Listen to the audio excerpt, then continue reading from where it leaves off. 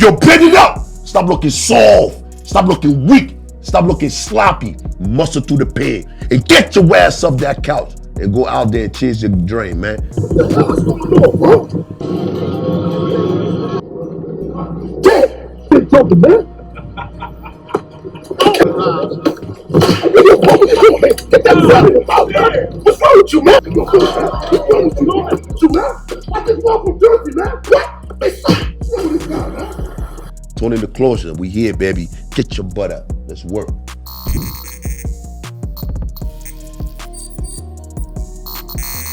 Hey, listen, so once again, y'all know we come and bring some of the best guests on this show, and it gets better and better with each and every episode. And Get Your Ass Up is all about inspiration, right? Yeah. Motivation. My life story is one that I think embodies resilience and overcoming adversity to be able to get here. Most people see the finished product. Yeah. They see you with the muscles. They see you with the Cuban. They see you with the cars or whatever it is.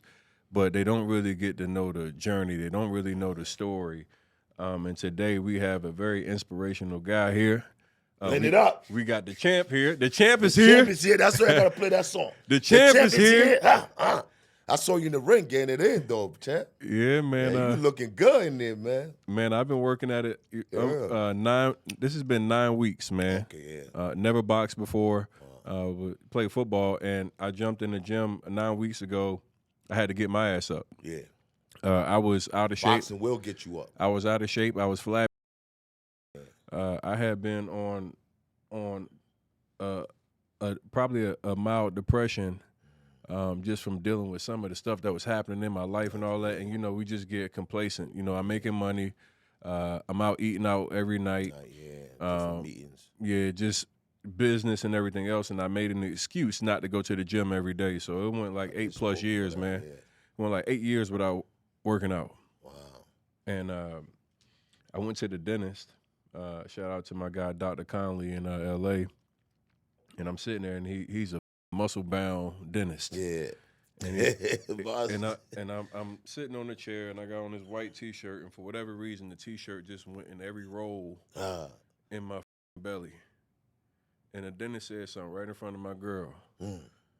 He's like, "Damn, you look a little fat over there, man." Oh, man.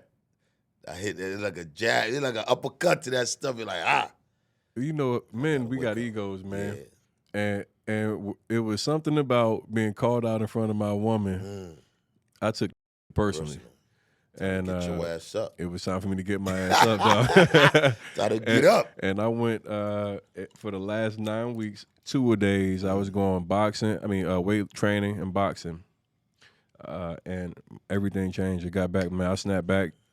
You know, I went from like 24% body fat to I'm like probably around 10, 11% now. That's and it makes me feel good, man. Like, you know, I think we look good, you feel good. Yeah, we always overestimate the power of just like feeling good internally, where, you know, like we out here in Miami. Yeah. And you know, to be a man, and you know, you go out here, you want to be able to take your shirt off and not feel uncomfortable. People at the pool party with their T-shirts on. I'm like, nah, that's dead. So that ain't Miami, man. And the crazy part, I tell people, like, the cars, the Cuban links, the expensive clothes, all that is cool, but it's nothing like a man when you go in that gym and you put in that work. That's a gift that you got to give to yourself. That's something that in you got to produce. You know what I'm saying? Your girl could buy you a car. You could get somebody money. Somebody could give you money. That's cool. You know what I'm saying? That's cool. But when you go in there, you wake up 5 a.m. in the morning, you walk in that gym, and you put that pain in, you put that work in, and you go in the gym, it's a mirror. You take your clothes off, you squeeze that sweat off, and you look at yourself in the mirror and say, yo, that confidence level is different than saying a car, a Mercedes, or a Cuban link to hide behind that depression or behind that pain that you're going through. So people could just see the outside. Like, yo, somebody look at my chin, look at my car, I'm looking good. That's cool. But what happened during the pandemic? Everybody had that. Like the poor people and the rich people were eating at Walmart. You couldn't spend no money. You couldn't wear no big watch, and you couldn't drive your car. Everybody was the same. And people that had money was dying because they couldn't pay for no doctor. Doctor couldn't save them. They had all the money in the world, but lack of health. Mm-hmm. Well, lack of health. A lot of people I know that had money that was stunting. Man, I don't gotta go to the gym, man. What I'm gonna go to the gym for? You know what I'm saying? I got it all. Why should I go to the gym? You know what I mean? Yep. But I felt that way. When COVID hit, these jokers was crying for help. Doctor couldn't leave their family to come help you. Doctor was trying to save their family. Yo, I offer you $10 million right now, come to my house. Nah, I'm not coming to your house. So that's why I tell the men, like this young generation, we're losing the new generation to the internet, to the fast food. You know what I'm saying? Everybody want fast. Everything got to be instant. Mm-hmm. Lights. You know what I'm saying? We miss the process, going through that pain, going through the grind, going through that struggle, that I got it out of the mud. You don't see that no more. You know what I mean? Mm-hmm. Like I've been training for 14 years straight, no days off. Damn. 14 years. Even when I got shot, I was doing security at the club and a fight broke out. I had 3 weeks. I was getting my first competition, like, you know what I mean? I was going to become a national qualification. Like I did the amateur. You know what I'm saying? Started from the bottom. I'm going to the national now. 3 weeks for my show. I'm like 240 pounds, ripped. I'm waking up at 4 a.m. in the morning, making my breakfast, my egg whites, my oatmeal. I'm running. You know what I'm saying? I'm training, I'm lifting. I'm going through the process, you know what I mean? Everybody see me, you looking good, like, yeah, salute, salute. 3 weeks later, I'm doing security just to get extra bread. You know what I'm saying? To get some asparagus, steak, and stuff like that. Fight break out in the club, boom. You know what I'm saying? I'm pushing people out of the way, getting the girls out of the place. You know what I'm saying? Make sure they get in their car safe. You know what I mean? That's my job, to put my life on the line to save other people. You know what I'm saying? Mm-hmm. Boom. I see my body got numb. I'm like, what the f is going on? And when I looked, my legs was leaking. Dang. So the bullet went through my legs. I'm like, damn. So I took my shirt off. I tied up. Called the ambulance, got there. Doctor went there. I said, doctor, what's going on? He said, yo, the bullet went through your bone. We're going to have to do a surgery, put a plate in your leg. I said, doc, man, I got 3 weeks to be on stage, man. You think I got time for you to cut my legs and put a plate in my Like, you just wrap it up. Give me some crushing for now. Call my homeboy, yo, come get me, man. Don't take me to the gym, man. You know what I'm saying? So I went to the gym the next day. I'm training my upper body. Yeah. Hold on, wait a minute. So you get shot at the club at nighttime. Yeah, the next morning day, you in the gym. Yeah, I got shot, 1:45? The next day I got in the hospital like 6 p.m. I got out of there, wrapped my joint up, boom, went to the gym, so I start working on my upper body. So I'm doing chest, seated chest, arms, curves. So I'm working. So it's 3 weeks for the show. So when the show reached, I'm getting ready now. I got to the show. The judge hadn't heard about it on Instagram because I posted up like, boom. They're like, bro, yo, we sorry for what happened, you know what I'm saying? Like, I know you here to watch the other competitor. I said, man, I ain't here to watch nobody. I'm about to jump in the show. They look at me like, you bugging. My legs all wrapped up. I said, don't worry about that. So I went in the bathroom. I signed up for the show. I took the duct tape off. I took the bandage off my legs. Take that off. In the bathroom, they had like a poster for the next show. So they had like a duct tape on the wall. Took the duct tape, put it on one of the bullet holes, put it here, then I put it in the back so it could stop the bleeding. So my son was 9 years old at that time, so I took my son with me. So we got on stage. So it's like 12 competitors. So with bodybuilding, every pose start with your legs because you got to flex your quads to separate. That's what the judges see first before you go into your, you know what I'm saying, before you go into your routine. Right. So everything got to be separated. They won't see the cuts in your muscle. They won't see the dents. So as I squeeze in my legs, your toes got to grip the floor. So when I'm gripping the floor, The blood you going know what I'm saying, the blood like hitting the duct tape on my legs now, it want to flash out. So my body start getting weak. So we on stage for like 5 minutes. So they're switching you.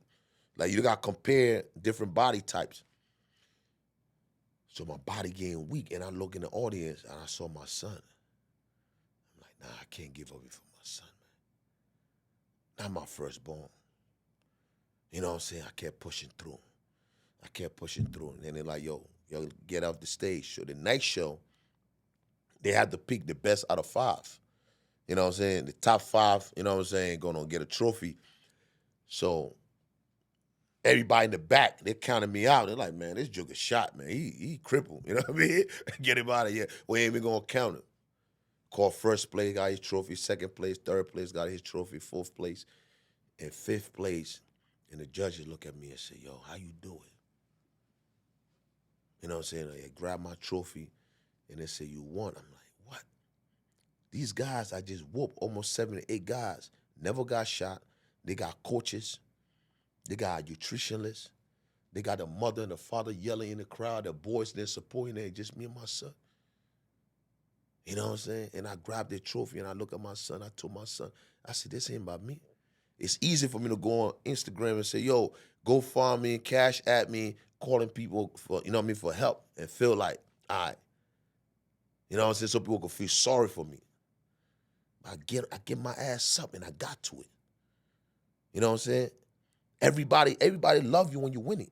I said, this 2014, October 14, I got shot. At that time, I had a bunch of people I motivated, inspired, students.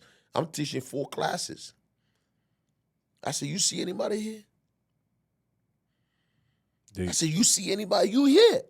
I posted it. I'm coming to the show. Like I always post everything every day for the past 14 years, whatever I'm doing. Like, yo, I'm getting ready for my show. People see the progress. They see me in the gym. I said, but you look in the audience. I said, right now, if you knew me in 2014, I would pay you $3,000, $4,000 and show me a picture with me when I was down, when I was bleeding. But I just wanted to tell my son, like, yo, when life hits you hard, when you fall, make sure you're looking up, because you got to get up. Because you ain't get up. The same people that show you white tee, black heart, I just saying bad to see you feel, to laugh at you, they're going to stomp on you. They're going to spit on you. They're going to walk all over you because they want to see you down. But you got to get up and start fighting. You got to fight. You got to fight. You can't play dead, man. You can't play like you paralyzed, you dead, and like somebody come and take over what you built. You got to get up and go show these suckers that you deserve whatever coming for you. All right? I ain't complained once. I ain't asked God why. I said, thank you. You know what I'm saying? The doctor said I wasn't going to squat. I wasn't going to deadlift. I wasn't going to do legs extension. I'm doing that 20 times better. What was the mindset that you took into those workouts, knowing that you had been, shot, knowing that you didn't really have any support? Let's talk about that, because a lot of people feel alone on their journey, right? And when you feel alone, a lot of people use it as an excuse not to go. Yep. See, a lot of people, excuses is lies built up. People live on that. You know what I'm saying? I don't have the support system. I don't have the right equipment. I don't have the right gear. I don't have friends. I don't have this. I don't have that. I don't have a gym membership. I don't have a way to get to the gym. I don't have a team. I don't have a manager. I don't have people rooting for me. I have people suping me. I don't have people coming to me like, yo, yes, you can do it. Man, you have the willpower. You got support. It's you. When nobody believe in you, when nobody believe in you, if you could just believe in yourself, don't worry about whoever believe in it. If you just gonna believe, if you could just see it and you believe in it and nobody else believe in it, and you keep doing it and you keep doing it, watch the whole world believe in it. But you gotta see it.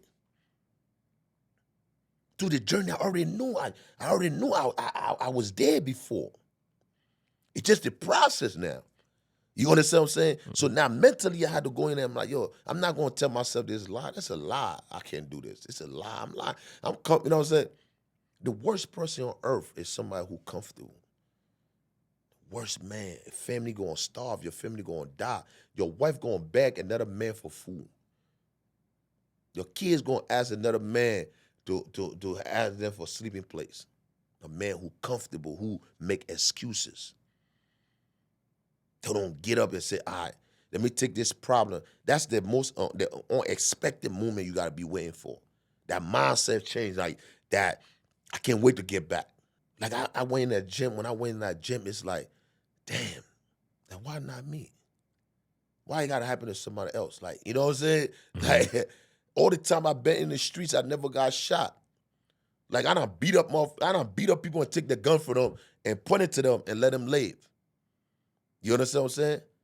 And up to now, somebody will call right now, go watch my live, watch my Instagram, like, yo, champ, thank you for saving my life, because you could have killed me that night. Like my past. Like they still follow me up to now and meet me and say, bro, thank you. That's real. Let's talk about your past a little bit. For those that don't know you, who is NDO Champ? Where you from? Damn, man. Let's start with like where you from. Man, I was born in Liberia. You know what I mean? Father left when I was 3 during the war. You know what I mean? The war separated my father from my mother. I'm from the, you know what I'm saying? I grew up in that civil war. You know what I mean? I was born 1984. The war started in 1990. Mhm. You know what I'm saying? Like, brutal. It lasted for 14 years.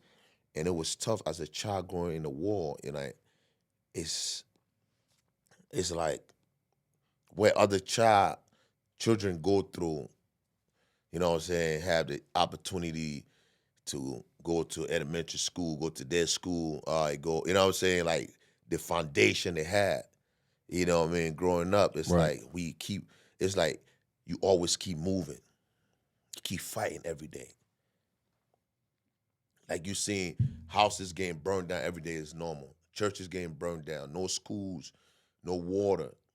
You know what I mean? At the age of 9 years old, I have to, you know what I mean? Dad ain't there. Mom working 2 jobs. My brothers and sister, I got to go in the bushes and go hunt. I had to create a hustle. Like I got to go to the water place. I got to go sell 10 bottle of water, gunshot going, people. I got to hustle. I got to go in the marketplace and hustle. Sell ball eggs, sell cold water, go in the bushes, hunt. You know what I'm saying? So I leave before mom come home at 11, 12 o'clock. My brother and sister got something in the stomach to eat. So I had a responsibility at 9 years old. It's like, all right, running from one destination to another destination, watching your friends then die in front of you for hunger, and you can't even cry because you're so hungry. You can't even cry. You can't even. I ain't never see somebody bury somebody 6 feet deep. Never. They probably throw it in the backyard, put dirt over them, and that's it. Where you getting strength from? Where? Every day you constantly wet. Where you getting water from? No water. You gotta dig a well and let the water sit in the well. Then you grab a bucket, put a water on and put a rope on it, throw it in the well and scoop it up, let that water come out, put it in the gallon, let it sit, boil that water, make sure you kill all the germs, all the worms in that well, you know what I'm saying, before you could get water to drink. Mm. You know what I'm saying? So when we had the opportunity to come to America in 2000, my grandfather was in the US. He was in Brooklyn. So my mom was in Africa. He like, yo, you know what? I gotta send for my daughter. So he told my mom, like, yo, I'm gonna send for you. So my mom said, I can't leave my kids. You know what I'm saying? Just send a little bread. We gonna make it happen. So my grandfather hustled. Thank God for my grandfather. He hustled. He ain't just sent for my mom. He sent for all 5 of us. I have two brothers, 2 sisters. So now, at the age of 16 now, you in a community where you never see no light, no recreation center, no water foundation, no nothing. Everything dark. You from that swamp where it's so dark, and you the only one making it out of that swamp. It's like the pressure. Everybody come out of the yard celebrating you coming to America because the vision they had in America, like you could just snap your finger, money drop off the stars, somebody just giving you shit. That's the imagination they see. You know what I'm saying? So now they're like, damn, we finally got somebody who made it, who going to the US at the age of 16 years old. Mom dropped out when she was in the 3rd grade. So now you know what I'm saying? I'm the oldest. I gotta lead my family in the right direction. Coming to a whole different land, coming to a whole different city. I had to transition from the war zone into a whole different place. So what was it like growing up in New York? You know, I remember when we first got out of the flight, you know what I'm saying? We finally got to Brooklyn. We got in the car, we driving, my grandfather driving, and we got to Brooklyn and we parked. I said, Grandpa, we ain't in the US yet. He said, welcome home, son. I said, what? I said, hold on. I said, you know what I'm saying? And people don't understand, you know what I mean? Like, I got out of the car and a fiend approached me like, yo, let me get a quarter, yo. I'm like, what? What's a quarter? And she said, F you then. You know what I'm saying? Walk off. I'm like, this lady don't even know. But the idea is that it's different. So now it's a different, you 16 years old, and you're in a brand new country. You got that age, you got that pick. Now you got everybody depending on you. You from the war zone, you from a city, a little city in the swamp. We ain't even had a road, dust, to get to my city. We in the trenches. With no lights. You know what I'm saying? Mm-hmm. So now you coming to Brooklyn, like, how am I going? So my grandfather said, on this block, your two aunt went to Howard University on this block. They grew up right on this block. And you could be anything you want to be. Your aunt grew up on this block. So when I got on the block, I sit on the porch, and I'm looking straight at me, I see in the church. You know what I'm saying? To the other side of the church is a corner store. It's Poppy Corner Store. You know what I'm saying? Then you got the liquor store across the street. Then you got, you know what I mean? You got the drug dealer. You got them doing the runs. You got the kids doing their runs. You got the prostitute. You got the fiend going back and forth. Then you in the middle of the street, the kids playing basketball. They got the little crib. You know what I'm saying? Hoop. Milk crate hooping. The milk crate hooping. Yeah. Now that stupid stuff they were doing with the China, when the weak ass generation climbing on yeah, crate. I'm like, last time I seen those, we played basketball. We played basketball. Yeah. You know what I'm saying? Yep. You got grown men busting their mouth. You understand what I'm saying? That's what we was playing basketball on the tree. We had to nail it to the tree. Mm-hmm. So I'm like, damn. So now I had to. So I start school. They got me in ninth grade. I'm saying classroom. I ain't even know what they're talking about. I ain't got no clue what the teacher talking. I'm just saying there like, yo, what is it? So I had to pick up fast. Like I gotta catch up. Like I be telling my town, like, yo, you gotta catch up. You gotta speed up. Ain't no time to waste. Mm-hmm. You gotta work night shift, day shift, evening shift. You gotta be up. So now, my grandfather did hip hop. So all his friends, his church members come to him and say, yo, I heard your grandkids came. They got a couple of clothes in the garbage bag they brought to us, you know what I mean? Grateful, thankful. We go in the garbage bag, me and my sister and my mom, we search in the garbage bag, try to see what's fit. So now, I don't know about no gang color, whatever fit, that's what I'm wearing. So I'm keep getting jumped on the bus, you know what I'm saying? I'm in the back of the bus, and it's like 20 dudes coming up to me like, yo, what's good, bro? What's popping? One day was popping, one day was crack. You know what I'm saying? I even know whatever close. You know what I'm saying? Yeah. So, and I'm like, yo, every day I get just so I come to him, I told one of my boys on the block, I'm like, yo, why every day I keep getting jumped? You're like, bro, you be bugging, man. What you be wearing? I said, that's why in the garbage bag. You understand what I'm saying? Hey, I didn't know they was banging that hard in New York. You know what I'm saying? Yeah, but at that time, it's 2000. Mm-hmm. You understand what I'm saying? So just being that, you know what I'm saying? How long? How long? And my grandfather, yo, don't put your hands on anybody, man. You put your hand on anybody, you're getting deported. You're going right back to that swamp, and them people going to clown you because you ain't produced. So every time you ready to, you just got to calm yourself down. You just try to defend yourself. You know what I'm saying? And walk it off. Eat you alive. 16 years or so, this kid mind. Like, you know what I mean? So I'm like, at the time you're going to say F it. And I'm like, man, it is what it is. How many times somebody going to keep doing the same thing? You feel me? Yep. You're going to snap. So either you're going to be part of the society or you're going to make an example out of somebody. You know what I'm saying? And when it got to the point like that, my mom like, you know what, we're gonna go to Jersey. So when we moved to Jersey, it's the same thing. It's like moving. It's like moving. Go to a whole different. And then the walls. Starting all over again. And Yeah. like starting all over the game, man. But it was like, all right, mom, it's just me and you here. You know what I'm saying? I'm gonna go find me a job, help you. You know what I'm saying? I'm gonna help you out with the family. You know what I mean? With your education level, background, you can only make $6 an hour. So if you gain a 2-bedroom apartment, you gain a 1-bedroom apartment, that's $850. You know what I'm saying? 750, 650, that's like in the swamp. That's like an apartment right next to the project. You know what I'm saying? Yeah. With 5 kids. So all right, 5 kids, 1-bedroom apartment, boom, boom, boom. We could work something out. You know what I'm saying? We starting from the bottom. So I'll go find a job, you know what I'm saying, help out, go to school. You know what I mean? I'm nice in playing soccer, I'm gonna let that go. After school, I'm gonna go find a job, help mom. Mom bringing a check in, at least $600-700 every month. The rent is $800. That $100 I gotta come from somewhere. Sister need cosmetics, little brother that need clothes. You know what I'm saying? We gotta make it happen. So I'm like, you know what? I need to go to Wendy's. I'm 17 years old, I could work.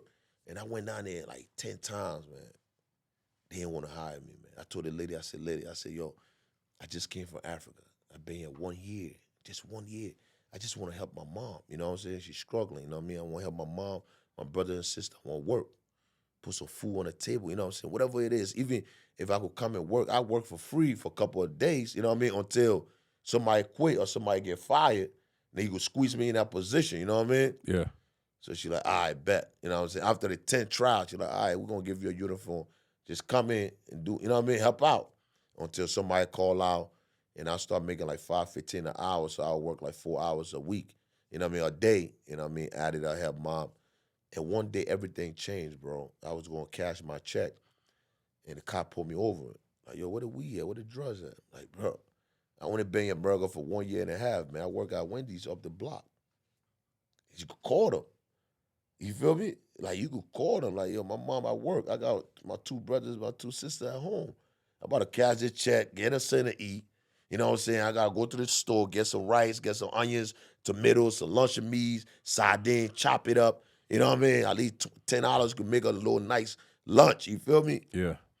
Man, slam me down in the car. Boom, boom. In the cuff. Oh, I got a couple of bags. Oh, snap. Oh, where you got the weed from? I said, bro, I don't even know nobody. Why would I be having weed over here? Who am I going to sell it to?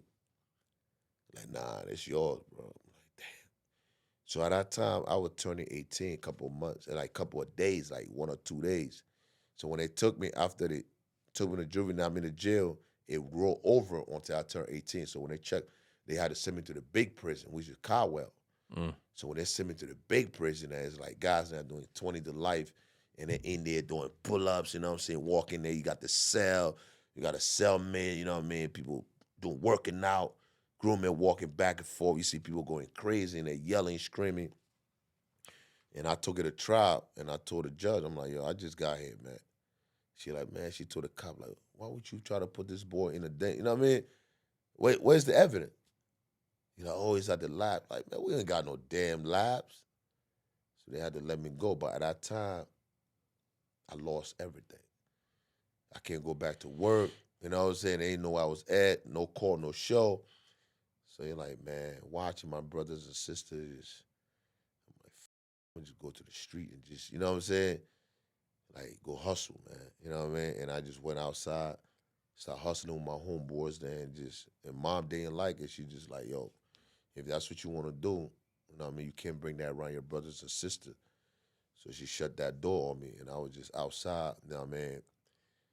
Homeless, you know what I'm saying? Living at a pen station, at that Bounding building, installing cars, smoking, drinking all night, just going crazy, just losing it, you know what I mean? And like, if you a hustler, you just surviving. Like, you surviving. It ain't like to say, all right, a drug dealer know he sell drugs, you know what I'm saying? This guy know your robbery, know that's what he does. But you a hustler, you never know. Whatever come your way, you're gonna move it. You feel me? You don't know what type of charge you're gonna end up with, either murder, whatever it is. but you just hustling, You know what I'm saying? And you just waiting for that day. And my mom used to just pray one day I just go to prison so I could just either I'm in prison better than I'm in prison than I'll be dead on the street. You know what I'm saying? And God answered our prayer. And the feds came for us one time, you know what I mean? Went in there, did 3 years. They're like, man, we could give you probation right now, man. Just let us know, you know what I mean? A couple of your homeboys, then what they're doing, that. So at that time, after 3 years, I got to go home. I got to go back home now. You know what I mean? Face them people.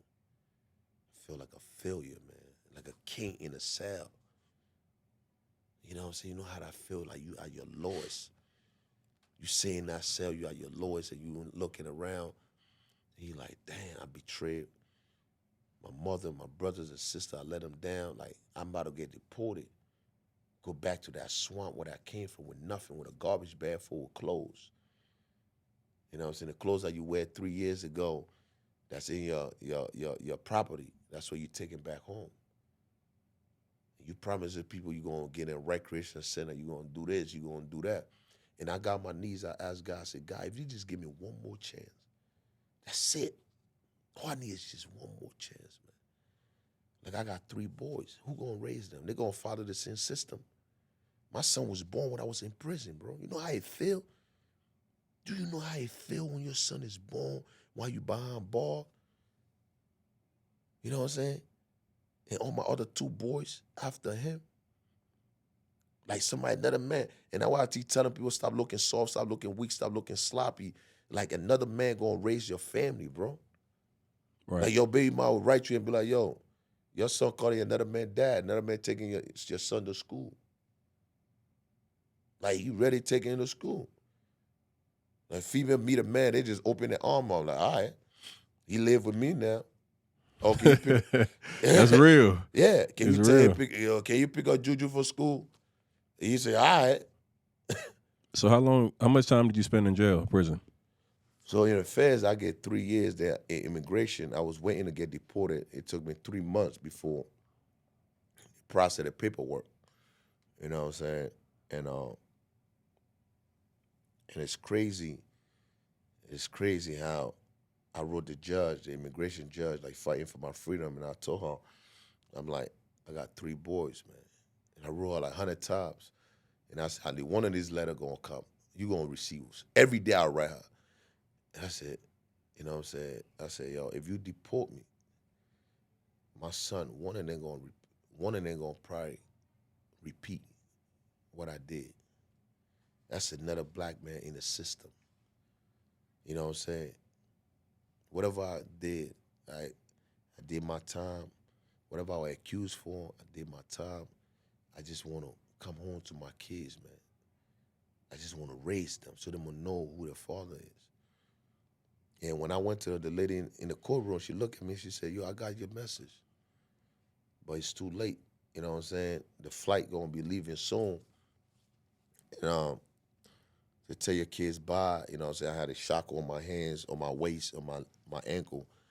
And then my mom crying, and I look at my kids, and I'm like, yo, you know. Okay. And I step out of the courtroom, you know what I'm saying, weighing myself. I was doing 1,000 push-up a day, and at least I think I did like 700. I had 300 left. And you know what I'm saying, a voice in my ear, like, man, fuck that push-up, man. I said, nah, I got to complete my push-up, man. I got to complete my 1,000, man. You know what I'm saying? I went through the motions, you know what I'm saying? I got to tell everybody, we all go through the motion with humans. That doubt that comes to you, you know what I'm saying? That not believing no more, that giving up, you at that point like, F it. Some people want to take their life. Some people want to go through that, you know what I'm saying? And you got to snap out of that quick and understand, like, you breathing. It's another day. You breathing. Your hands is working. Your legs is working. It's another day, baby. You got breath in you, and you could snap back and make a 360. Quit, and you just gotta keep praying. I just keep praying up. You know what I'm saying? I'm working out. I'm helping everybody in the cell getting their weight up. You know what I'm saying? I'm on a positive mindset. You feel me? And one day in the morning, they came to me and like, yo, after 3 months, they're like, yo, we can't find your passport, but we're gonna let you out. We're going to let you out to help us find your passport. I'm like, that's God. Got another shot. But the idea is that, I ain't never spoke on this before, but the idea is that it's like I had to make one promise to my little sister because she was in an abusive relationship with a boxer. And I wrote, you know what I'm saying? Because I knew I was going to get deported. That's what they said. So I had to write a letter to them. I'm like, yo, bro, if God give me another chance, I'm going to knock you out smooth. I don't care who trained you. I don't care. But me getting another chance and me keeping my promise, I said, man, it hurt me because I stand by my word. And when I did that, it hurt me. So when I met him, when I did it, he called the cops, and I went to trial, and I lost trial. And they locked me up right there. They gave me another 45 days. And immigration called me and said, nah, we can't trust you no more. And I'm like, damn. It's like everything you pray for, and like, now I asked God, I said, God, I said that before I asked you for a second chance. You don't raise no punk. I'm a man first, family first. You understand what I'm saying? If you give me another second chance. The third chance, give me a third, fourth, or fifth. You know what I'm saying? Sometimes we need a You know what I'm few saying? I'm going to do what you call me to do. You know what I'm saying? And my wife wrote down, let them know why I did what I did, and then let me out. And when they let me out, and it was like, all right, time to just focus on fitness. You know what I'm saying? On fitness, man. You know, and it's crazy why, like, focus on fitness. You know what I mean? Like, everybody that come out of prison, you have all these dreams, and you in there for 23 hours. You got all this vision. You got everything you want to do. You know what I'm saying? Like, everybody get tested when you come home, bro. Every man get tested, bro. You gonna get tested.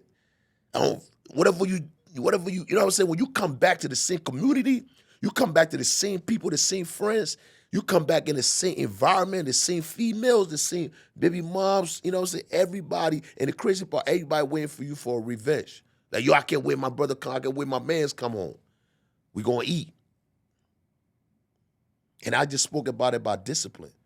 A man who is not disciplined will make the wrong decision for his family. You know what I mean? The choices you make because not being disciplined. And when you come home, it's so many guys will make it so tough for you just to go back to what you know. And that's why I say the worst man is a comfortable man. So you already know what you're good at, but time pass. So you lack of that discipline. You're like, all right, all I need is one round. Bro, I come on 6 months, I try to do the right thing. 6 months on the bus, going to pick up my kids. You know what I'm saying? Try to look for a job. Nobody can hire me. You know what I'm saying? I'm going crazy. I can't even got no milk. I can't even buy the milk. I'm still wearing clothes that I left back home. Like, I left when I went to prison. I still got clothes I'm using. Baby mom then laughing at me. You know what I'm saying? So that mindset comes in like, yo, all I need. And your man's that coming pulling up in Benzes and Porsche like, yo, what's up? Yeah. Well, you changed now? You know what I'm saying? Like, you on workout time. Workout ain't going to pay, passion ain't going to pay bills around here. You know where you at? What type of client you going to get in the ghetto? You can't even have somebody $5 an hour to train. You can train a joker for $5 an hour. After you done training him, he got $250. Like, bro, I got $250. I got to go spend the other $50, the other $1.50 on a black and mild, bro. You know what I mean? Give me that $250, man. Hey, man, let me touch on a couple of things real quick. First and foremost, like, I got arrested in 2017. When I got arrested, man, it was like one of those moments for me personally where reality finally had set in. That was the first time I had lost my freedom in the choices that I was so accustomed to. To be able to pick up a phone and call, to watch what I want to watch on TV, the decision to pick what type of meal I want to eat. I did 63 days. I mean, I didn't do nearly as much time as you did. 63 days changed my life, though. Yeah. All it takes one day. Because I had to jail for a minute, and you know what it is. You gotta change when you in there. You gotta go to a different place. You gotta be a different person. That's it. Don't fly. Mm-hmm. Somebody want to see it. Definitely, if you got size on you, people going to want to try you. Mm-hmm. So it's like you got to jail. But I remember, man, you said something about your mom in the courtroom. That was the moment for me. I had my bond hearing, and at the bond hearing, I looked back over my shoulder, and my family's there. Mm. And I look at the hurt on my mom, and I knew I was the one that caused that pain.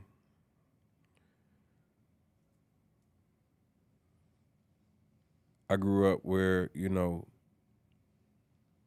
we grew up in the inner city. You'd be exposed to a lot of stuff, and I always said I wanted to be the reason that I could make my mom be happy and put her in a better place. And to that point, I had never let her down, or I had never hurt her, at least to the point to where, like, I saw pain from her face. And as I'm sitting there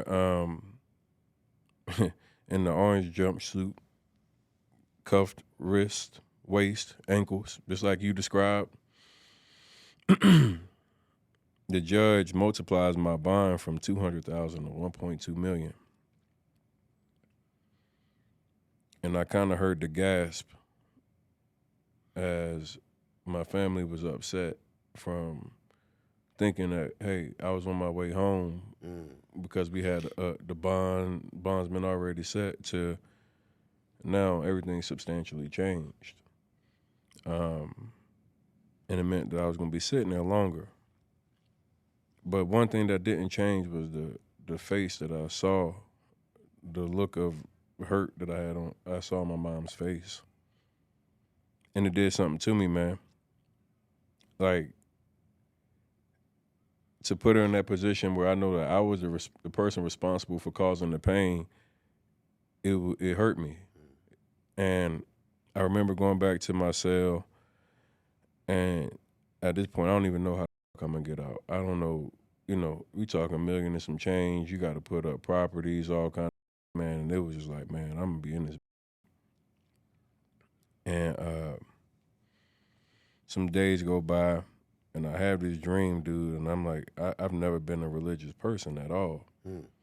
I had been through so much abuse growing up and seen so much stuff that I had always questioned God. I always was the one that was like, ain't no way you could be real, because to allow the things that's happening to a child to happen, like, can't be. No way. Yeah.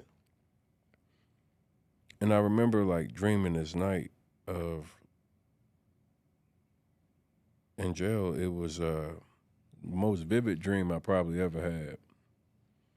And it was taking me through some of the things I had been through in my life. It was taking me through, like, some of the people I thought were important to me, people that I thought I had to have in my life. And it was like I watched them go away.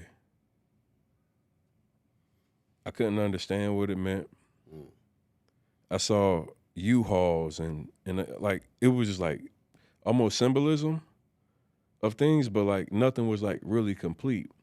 And then there was like this moment of me being in front of like a group of people, and I didn't know what I was saying. I couldn't hear what I was saying, but I could look at the people's faces, and I knew whatever I was saying was super impactful. Yeah. Like, the impact was like on a level I had never experienced. That dream woke me up, and I'm like, I got tears down my face, and there's like so many different visions I had saw. And I called my mom that next morning. You know how it is. You gotta wait till they cut the phones on and all that.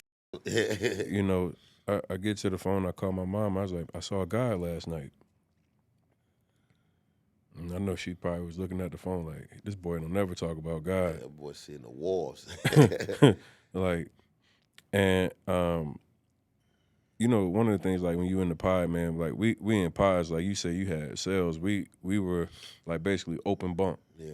58 men or something like that in the room. So I wake up, I got tears in my face, man. The first thing I'm doing, I'm trying to make sure I'm wiping my face and trying to be clean. Clean up, toughen up a little bit. Yeah. And I just remember like that moment being something to me that was like, you're gonna have another opportunity. And it was like, you better than where you are right now. You're gonna be destined for greatness, but don't give up yet. And man, before you know it, like one of the things that happens in the jail is you start talking to people about their cases and what they got, you know, arrested for. And I realized really quickly, like a lot of the guys was doing minimum wage crime. What does that mean, minimum wage crime? Most of the shit that most of us get arrested for, you're better off working at Wendy's or McDonald's. And get that paycheck, yeah. And get a paycheck. Because once you sit behind jail, them bars, and they give you 2-3 years, and you divide the amount of money that you had made by the amount of time that they made you sit down, and you work for 5 cents to 10 cents an hour. Or less. You in prison, you're making $20 a month, $30 a month. I'm being paid 10 cents an hour. So 10 cents an hour, right? So think about it. You go to prison, you got to work because you want to have something on your books and shit like that. So people at home ain't going, after a while, they ain't going to put nothing on your. You lucky if they do. After a while, like it gets to be irritating for people because now you done put yourself in a fucked up spot, and now you done made yourself a bill for them. And like I'm now like thinking back to these times where I was sitting in behind the walls and like all these things happen, and I'm talking to these guys, and you know I start talking about minimum wage crime, and I'm just thinking about it like, yo, y'all out here risking your life for man. You rob that lady, you get a couple $100, man. Ain't nobody walking around with no real cash on them. Like like you just stole $200-300 and you gonna risk 3 to 5 years, 10 years.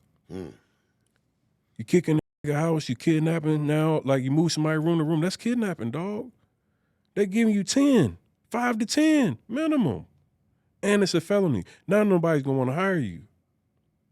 Now you really stuck in this shit, and they making you now make a decision that you gonna be riding with this game for the rest of your life. That's a fact. That's how you start.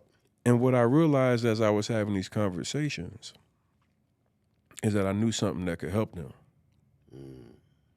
My dad had been teaching me about real estate for about the past year. We had partnered up probably 6 months before I got in trouble.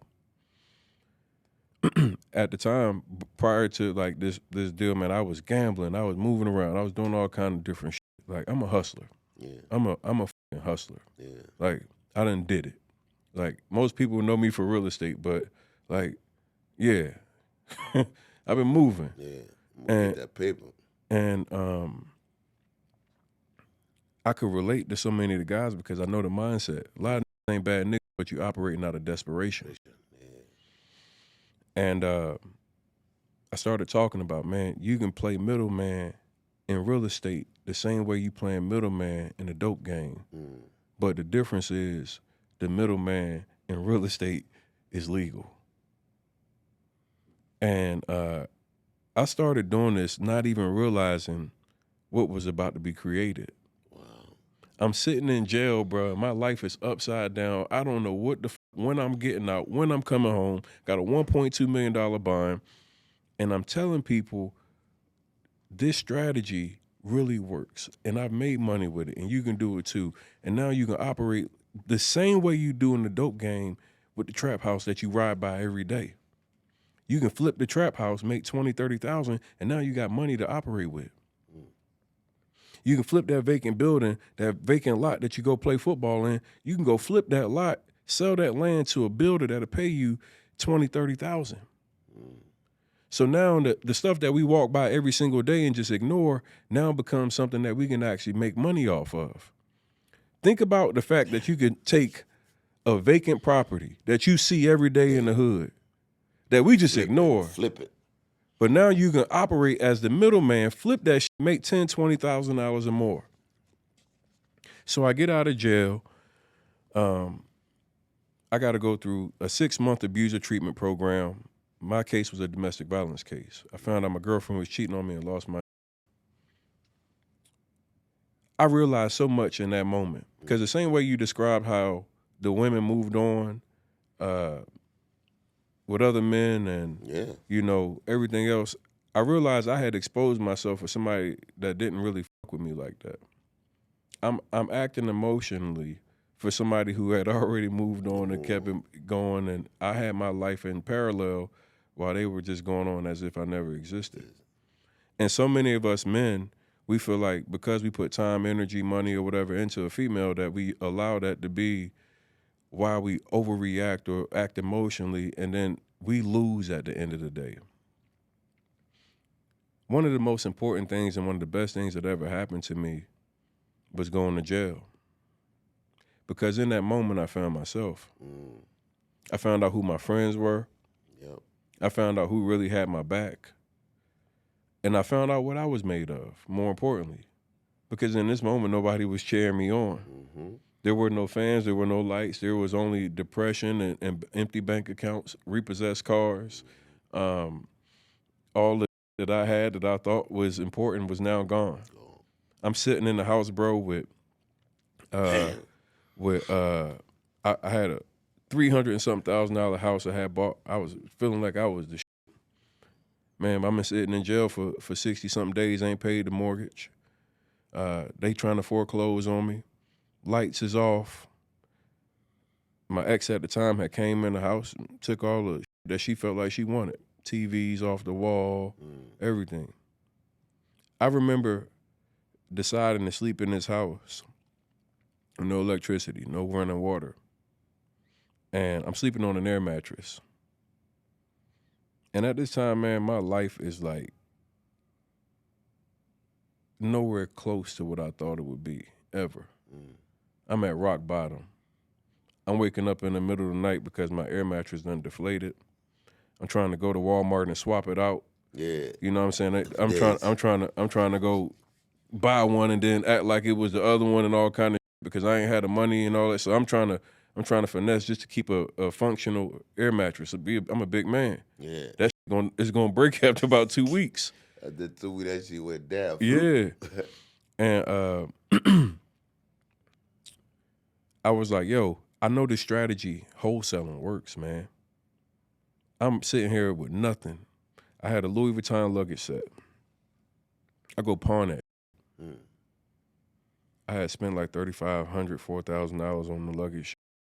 I got $800 from the pawn shop. And I remember how disgusted I felt when I only got $800 for this shit just spent. But I was thinking like, I need to have this money and I need to have it right now. The money was more important than the design. Yeah, flip that. Yeah, so when I operate in real estate now, I operate with the same mindset with how I wholesale. Because the pawn shop of real estate is what I operate in. See, the same way that I went to that pawn shop and I sold my luggage for less. There's homeowners that are in desperate situations that they need cash and they're willing to sell their properties for less. And I said, all I got to do is find people who are in a situation who are desperate enough that they got to make a decision quickly and I can play middleman and sell it to somebody else for more money. So, dude, I went and I found this technology that helped me find motivated sellers, right? This software was like the game changer for me. When I tell you, I could literally go find all the vacant buildings in one zip code. So what I started doing is I said, hey, I'm gonna find all the vacant buildings. I'm gonna send every one of them a text message. So I was finding these vacant buildings and sending, skip tracing and sending every homeowner a text to say, hey, look, I'm a cash buyer. I'll buy your house in 10 days or less. Cash only. Some lady responds back. She wants to get some more information. I'm hype as shit. Yeah. I'm like, yo, I done spent, I got $800. I done spent like 300 and some change in my marketing and trying to get something going. The lady responds. Crazy part is, I go to the house. The house is in the hood in Durham. This is a white lady. And so she's like she ain't really trying to be around there no more. The house has been vacant. The city had been fining her for the grass and everything not being kept cut and everything. Yeah. So she was getting, the property was essentially a headache for her. Mm-hmm.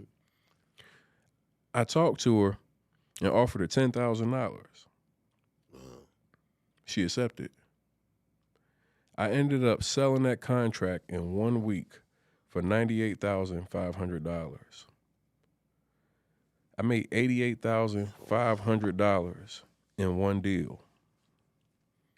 Crazy come up. That one deal gave me all the motivation to lock in. Results.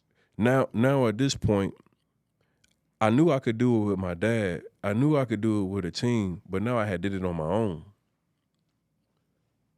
Biggest deal I've ever made, and I had a strategy that worked. I knew exactly who to find. I knew how to find them. I knew exactly what to message to them. I knew exactly what to say when I met her. Wow. So now I got a house that was worth almost $100,000 for $10,000. Sold it for $98,500 and made $88,500. First 6-figure month comes in, and then from there I'm like, I got to teach the people exactly what I did. Wow. I do a challenge, a 31-day challenge for free, 31 days in July 2019. Come join me every single day. I'm going to walk you step by step through the process. Bro, before I know it, like, it's people in like week 1, week 2, like, yo, I just made 30,000. Yo, I just made 45,000. I made 10,000 yesterday. And there's thousands of people that came into this training because I was like, yo, you can come learn for free. I just made $88,500. Yeah. So everybody was coming just because they seen the big deal. Yeah. And instantly, like, you're starting to see result after result after result after result. And that was what really turned me into Tony the closer for real, where people believed in me more than it was just being about the individual. Now what was happening to me in prison and in jail and everything else all made sense. I had to go through falling off and losing everything and humbling myself and taking ownership. That's what it is, ownership, man. Like I took ownership and accountability for everything I wanted in my life, whether that was abuser treatment counseling, how I worked, showing up for myself, what I was willing to sacrifice it now for what I wanted in the future. See, a lot of people say they want until it's time to sacrifice. What are you willing to give up? What are you willing to sacrifice? And I heard you mention some things, just like your story of going into jail and like your mom being there and having those moments that felt so familiar to me. Yeah. You know, like when your freedom and your thoughts are thinking like, they talking 10 to 20 years, bro. They talking to you, they telling you getting deported. Yeah. So you checking out like it's already like, yeah. And to be here now. It's a different feeling, bro. Respect. It's different because when you hear that word, like, yo, everybody, because the judge said it, you know what I mean? Like, yeah. That's the final. Like, you go for that judge, he said 10 days, 20 days, that's it. Ain't no, like, damn, how that got reversed back, like. And that's why I try to save as much possible, like, impact. You know what I'm saying? The kids were like, you tell people, man, get your ass up, man. Wake your ass up and get to it. You know what I'm saying? When you willing to sacrifice, you talk about sacrifice.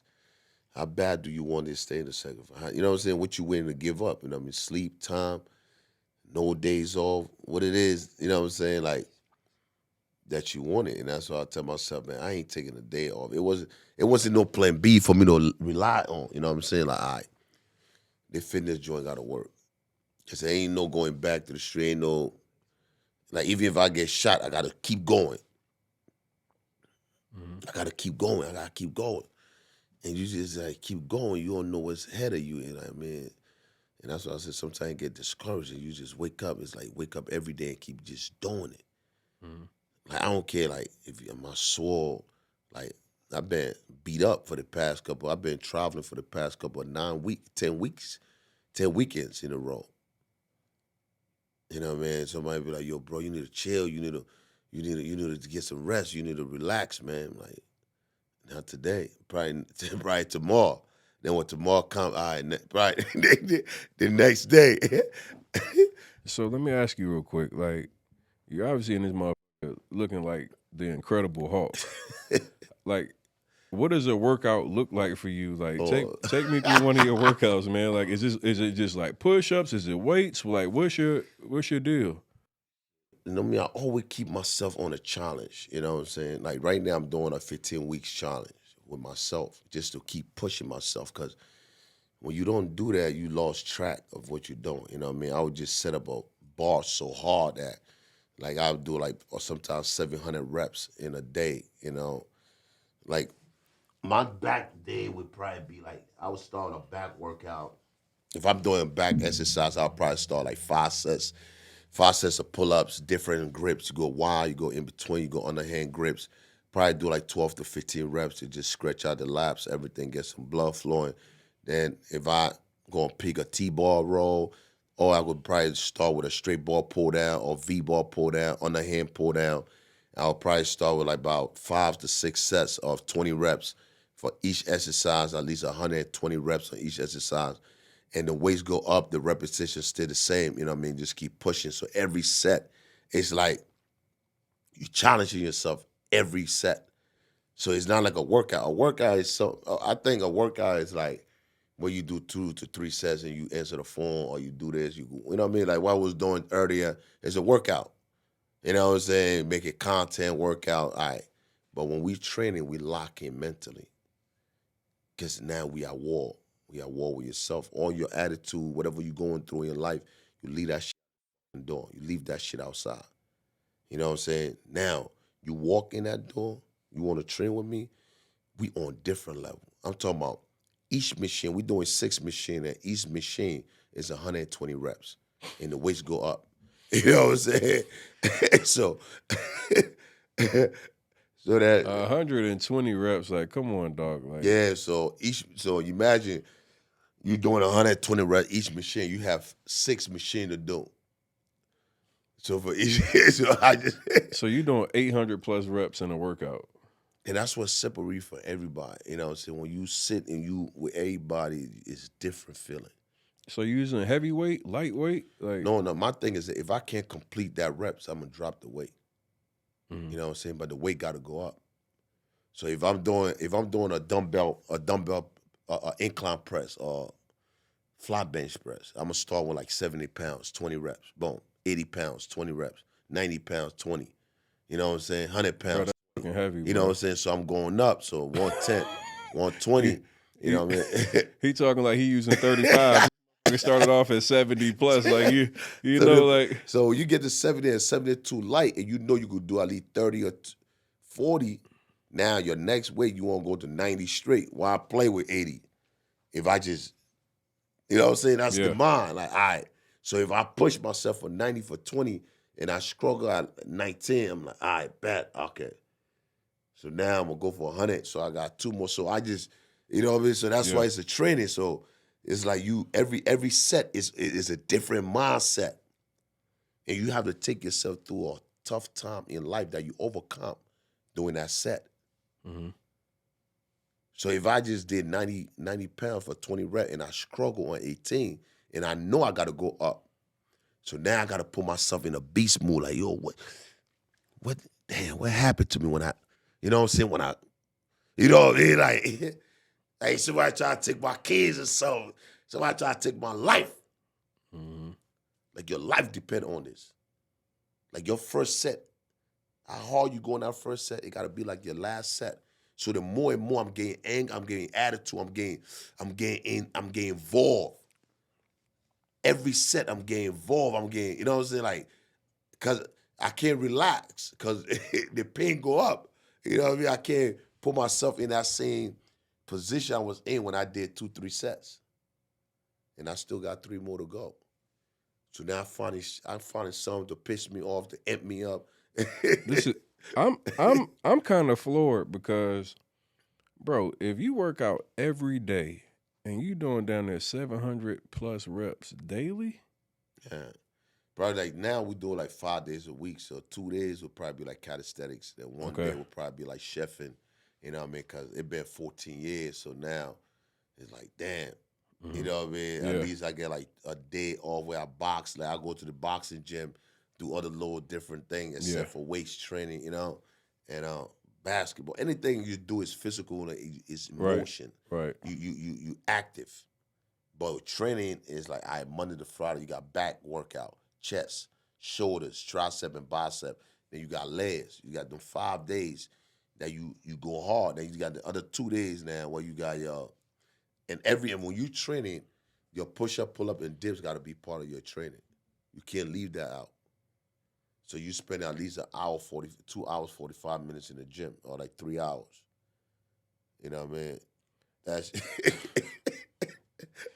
What about the people that have like jobs and now people that have jobs, you could superset. You know what I'm saying? It's different. You could superset. You go in there, drop set, superset. You just want to stay fit. You just want to maintain. You know what I mean? That's cool. You know what I mean? But those who, you know what I mean, use it as a career and you go and walk around with no shirt on and people paying you just to look the way you look, you got to make sure and put that work in. do you find it challenging to stay active while you're traveling so much? Like I know like that's one of the struggles I had personally. Yeah. Like, you know, as I go hop on the road, you know, you get into these hotels where the gyms aren't as nice as you would typically go. Like, is that harder for you? Yeah, a lot of the time I travel is on the weekend. Mm-hmm. You know what I'm saying? When I travel is on the weekend. If I travel on the weekdays, the first thing I do, I find a gym. You know, I will Google the gym where I'm going. I got 24 hours, so I'll probably let my flight get there earlier. You know what I'm saying? I'll book, if I'm leaving on a Thursday or Wednesday, like I still be shooting this little scene for Netflix in Georgia. So I get there, I think like Wednesday next week. So I'll probably get there earlier. Make sure I let them know I got to work out before I get on set. So I need 3 hours to work out. So I make sure I set my schedule like that. Okay. Yeah, but when I travel, it's a lot of the time it's on a Friday. So my work is already done. I like the nice flex that you just kind of rolled out right there. Like, yeah, I'm about to be shooting for Netflix. And, you know what I'm saying? Like, you know, y'all got to pay attention, man. Like, bro, just like he's blowing up and, you know, he's doing some amazing stuff. And he's just, you know, he's casually dropping that he's going to be on Netflix. So congratulations. Yeah. We got some other stuff coming. We work on a couple of stuff. How's that been for you? Let's talk about some of your growth, right? You've had, you know, a lot of things happening for you, obviously, like on social media. Social media is one of the most powerful, like, things I've ever seen created for people that understand business of it. And obviously, like, you're doing extremely well right now. Your following is blowing up, and, you know, you're getting Netflix opportunities and everything like that. What's it been like, that growth and being able to use social media? Oh man, social media, like I tell people, it's good, it's bad. It depends what you know what I mean, how you use it.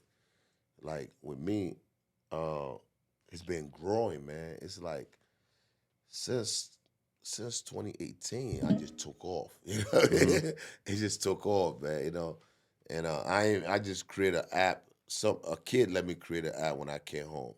Like, bro, man, you be saying some that you be motivating us, man. You be pushing us, man. If the work would just see what you're doing to us, you would touch a lot of soul. I'm like, man, I don't like this anything. I don't like camera. Because it's on my face, man. I just want to put in work. You know what I'm saying? Let's go. We're going to do 50 pull-up. We're going to do 50 dips. We're going to do this, 1,000 burpees. Blah, you know what I'm saying? Like, yo, we doing this. If people could just record it and let people see what you're doing. You know what I mean? And I'm like, I told the kid, maybe I created it, man. And it's been 14 years, and every day I've been consistent. Every day, like putting in work every day. Like I don't worry about what everybody doing. I just be like, my job is just wake up and put in work. You know what I mean? And I did a video that went viral. I think it had like 180 million views. Damn. And I wake up in the morning, everybody hit me up like, yo, they start doing a walk, and the walk in from the video. And I'm like, what the hell is going on? So NFL pick it up, a lot of different network pick it up. You know, they're using it for like ESPN basketball. Like if LeBron get mad, he come in the office. You know, a lot of memes and stuff. You know what I mean? How And it cool was just, that to see you had something that went that viral? bro, it was like dope, man. I'm like, damn. And the crazy part, when I create a skit, I live in it. You know what I'm saying? And the skit that I created was, I had a client that went to Dunkin' Donuts, and I seen him, and I got mad, and I kicked the donut out of his hand. You know what I'm saying? And that's how I picture in my head. Yeah, yo, I took it personal. Hey man, how you gonna kick somebody donuts, man? You Bro, just fucking bullying your clients, bro. I took it, but that's what others trainer would never do. So I did it for them. So they feel like, all right, Champ would do the dirty work for us. He kicked the fucking donuts out. Kick the whole joint, went in the air. You know what I'm saying? And it was like, I wake up in the morning, that shit all over the world. All over, like 180 billion views. People calling me there like, yo, can I use your video, please? Can I use your video? People that used to call me to ask me to pay them to do a video. Mm-hmm. Like, bro, I'm not paying you to do that, man. Yeah. You? Now you asking me for my video, you know what I'm saying? And that was so amazing, man. And the sponsorship just start coming in. You know what I mean? People want me to promote the merchandise. People want me to promote the supplements, you know what I mean? Then I become a professional bodybuilder. You know what I mean? I was just grinding, man, you know? And Instagram just took off, man, you know? And meeting a lot of people, a lot of different people that doing great things. Yeah, you know what I'm saying? Mm-hmm. Like you see somebody that doing something positive, like it motivates you, like, wow. You know what I mean, bro? Right. You doing this, like, yo, we see, let's collab. You know what I'm saying? Mm-hmm. Let's make it happen, you know what I mean? And that's the most important thing, is just linking with people that put in that work. Mm-hmm. Like that put in that work from, like I tell people, I said, it took me 14 years for me to have my first paycheck for Instagram, like for fitness. Let me ask you real quick before I even forget this, man. You got 180 million views. Like everything starts taking off for you. The business of Instagram is like one of the things that like I wasn't even prepared for. There's so many opportunities that come from that growth. What was it that you did to make sure like you maximized the moment? Because it's something that like a lot of up and coming entrepreneurs need to understand is like sometimes you might not get the viral moment, but like if you do, like preparation and then like execution. When you had this viral moment, what was next for you? I mean, obviously you stayed consistent, but you were now seen and given this light. Like what was execution like amongst that viral moment? Oh man, the viral moment was just something like if you're doing something that you love to do, it's always you know what I'm saying. It's like all right, a lot of interviews, you know what I'm saying, putting yourself out there more, and people when you go viral, people start checking out the work that you've done in the past. Mm-hmm. It just take one. They're like, yo, wow, this man not just a bodybuilder. This guy been preaching motivation to these kids. So they would get and talk to these kids. These guys, you know what I'm saying, look like we could play in this movie. That we play in this movie. You know what I'm saying? So different doors start coming up. People start watching all the work that you put in. So now you're still relevant. You know what I'm saying? Mm-hmm. Some people have a viral movement. When they go back, they ain't see nothing they've done. Mm-hmm. It's just that mistake that happened to them. But it's something I've been doing. It just, happened. Right. You know what I mean? So with that being said, I was like, all right, we have this. We keep continuing creating what the people want. And that's what, so you got to know what you want. You got to know what the people want. You got to understand what's working. Right. You know what I'm saying? When you understand what's working and you understand a solution to people's problem, you know what I'm saying? That's your philosophy. Like, all right, let me see what I have to do, what I need to do, what I got to do. You know what I'm saying? All right, now I understand. This is it. What's next? My attitude to it was everything in life. It got to be positive. It got to be great. It got to be, you know what I'm saying, to whatever it is, whatever situation it is. I got to have a positive attitude to it was that. Not everybody going to call you and be like, yo, I'm going to book you for 5,000. I'm going to book you for 3,000. Some people might not have it. Some people might have relationship. Mm-hmm. Some people might have connection to the next, you know what I'm saying, relationship bring money. You know what I'm saying? Right. You know what I'm saying? I might do something for you for free. You might know somebody that would pay millions of dollars for what I did for you. You know what I'm saying? Be like, yo, okay, a boy do this for me. Like, all right, this how much you charge. Right. You understand what I'm saying? So having a great attitude towards everything I was doing, and at the same time putting in that work. Because every time I do a video, people not just laughing, but they're seeing the physique. They're seeing how I'm flexing. Like, yo, I want to look like bruh. I want to train like bruh. What do he eat? You know what I'm saying? Right. So I'm selling motivation and health and wealth. You know what I mean? So if I just come to you and be like, yo, put that pizza down. Don't eat that pizza. You know what I mean? It'll be bored. Like, man, ain't nobody listen to you. So now when I come with a style, kick this shit, grab them, hold them, motivate at the same time, they get the message. You know what I'm saying? So I had to spin it. I was just watching one of your skits today, man. I went on your page and I'm like, bro, did he just kick fucking pizza out, bro? Hand? Yeah. Like you stepping all on the pizza with fresh Air Force Ones on Yeah, and everything. I done go through like hundreds sneaks, man. You fucking up brand new shoes, everything. man. I mean, just you know what I mean, just to put the message out. I'll be in the mood, man. I'll be care whatever I got on. I don't care about none of that.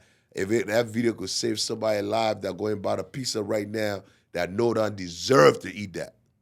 So how do you deserve to eat a pizza? Because I be wanting me some. Like I just told you, bro. I've been doing 700 reps. I'm in the gym doing my cardio. So you don't have an issue with pizza. You have an issue. I have people who eating it that don't deserve to eat it. So how do you deserve? Like how the f do I get to deserve my slice of pizza if I want some pizza? Bro, if you put in work, you've been putting in work. You've been saying consistent. If you say, all right, I'm doing 90 weeks, I'm doing 30 days, I'm doing this, and sticking to that diet, sticking to your routine, and you accomplish that. You go in the bathroom, you tickle your shirt, you look at, yeah, let me get a slice. You know what I'm saying? I deserve that. You know what I'm saying? And that slice gonna make me go harder. So let me ask you a question. Is we always hear the popular question about cheat meals, and obviously you don't f with cheat meals because you kicking donuts and shit out of people's hands. That's what it is. Cheat meal. Some people don't deserve cheat meals. Some people don't even have a routine to have cheat meal. My cheat meal. I take my cheat meals special. You know what I mean? It's Wendy's. You know what I mean? I go down there. I love you some Wendy's, Champ.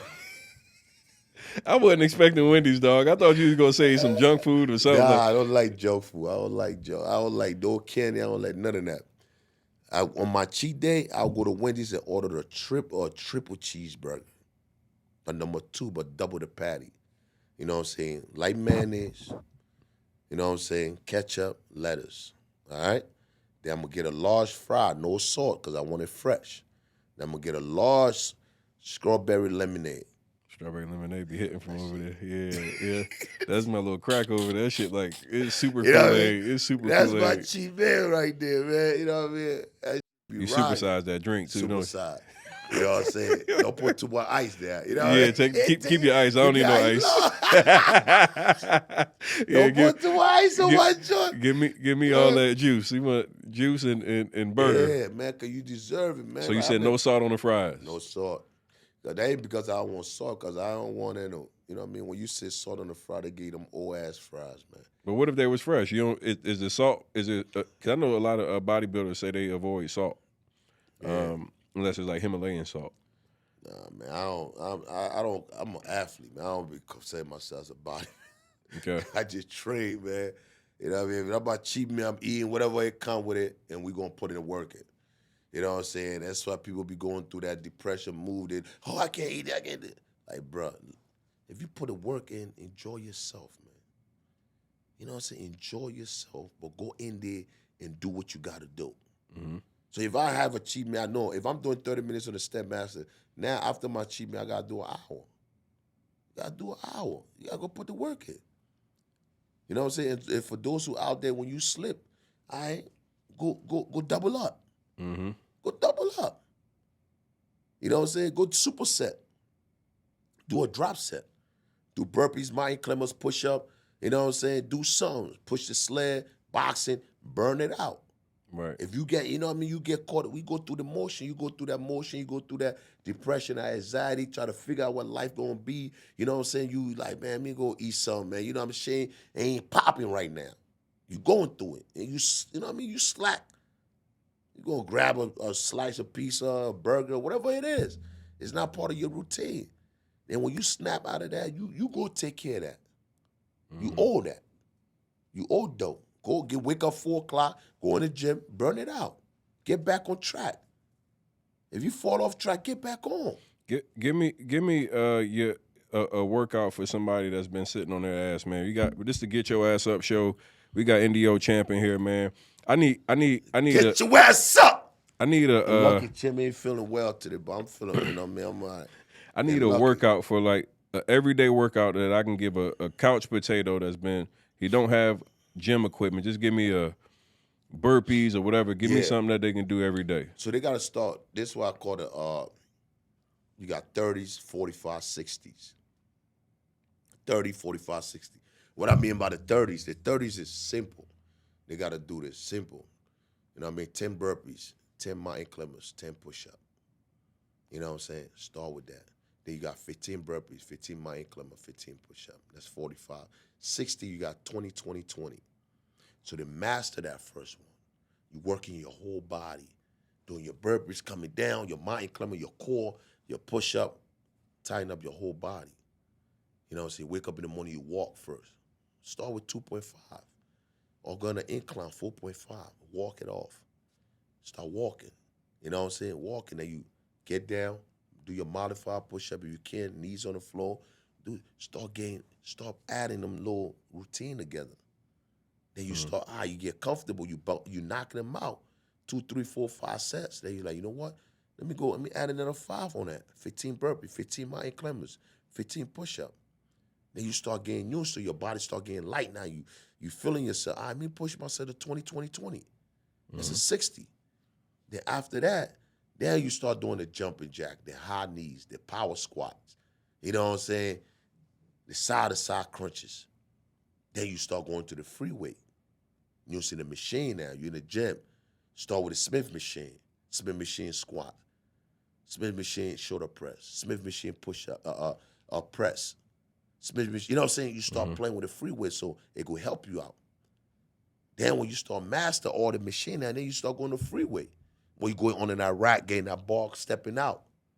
You don't need no help now. You know what I'm saying? Going to your squat, going to your deadlift, going to your bench. Then you already build a routine. Right. Then when you feel like when you feel like you're not accomplished, it's in your blood and your mind telling, now we gotta work. You feel me? Well, you gotta start from somewhere. Don't go in the gym seeing everybody lifting heavy stuff. You know what I mean? When I got shot, when I went back in the gym, I see everybody lifting heavy stuff. I just went and got my 5 pounds. And I had to start from the bottom. That was the hardest part for me, going back to the gym after being inactive for 8 years. You know, football player mindset. You walk in the gym and you instantly start measuring yourself against other people who you see working out. Yeah, with your size, like, damn. Yeah, and then I'm like, all right, let me go over here and work my way back up. And it just with me mentally to not be where I had been at in the past. And I was like, I'm doing weight that's lighter, and it's a struggle at first, and I'm flabby, and I'm like, you know, I'm not feeling it, but I'm like, every day I'm going to show up, and I'm going to do it anyway. And, you know, you start working, and it's like by a week, like I wanted to get 10 days in. I told myself, let's get 10 days of consistency. Yeah. Start at 10, build from somewhere. Like, because, you know, everybody wants to go and say 30 days or whatever. The reality is, like, finish that 10. Yeah, to get to 30, you got to see the first 10. Then you can grow from there. And I started really, like, then, you know, you get them 10 days, and then there's like, I didn't want to eat bad because I didn't want to mess up that hard work that I put in. So then it's like, you know, I live right here by Wendy's, McDonald's, Taco Bell, Chick-fil-A. I used to fucking Uber Eats to death. I probably spend fucking $500 a week in Uber Eats or more. And I started being like, damn, well, actually probably more than that, 'cause I spend about $70 a day plus, so it's probably a little bit more than that. And I lost the cravings for the, you know, the Chick-fil-A's and the McDonald's and all the fast stuff. Now I'm like, all right, let's get meal prep. Let's go ahead and just make sure, like, you know, we can just have it on point. We can just order it. And then I started realizing, hell, meal prep was cheaper than going to McDonald's. Hell yeah. Cheaper than going to Eating good. Yeah, and like it's places that have really good cooked meals that you can get for $7, $8, $9. So I'm like, man, like now as I found the meal prep, the workouts and the consistency, I started looking at my body change. Yeah, the results. Yeah. Now when you see the results, it's like Oh, first few weeks, like you start noticing it before everybody else, right? yeah.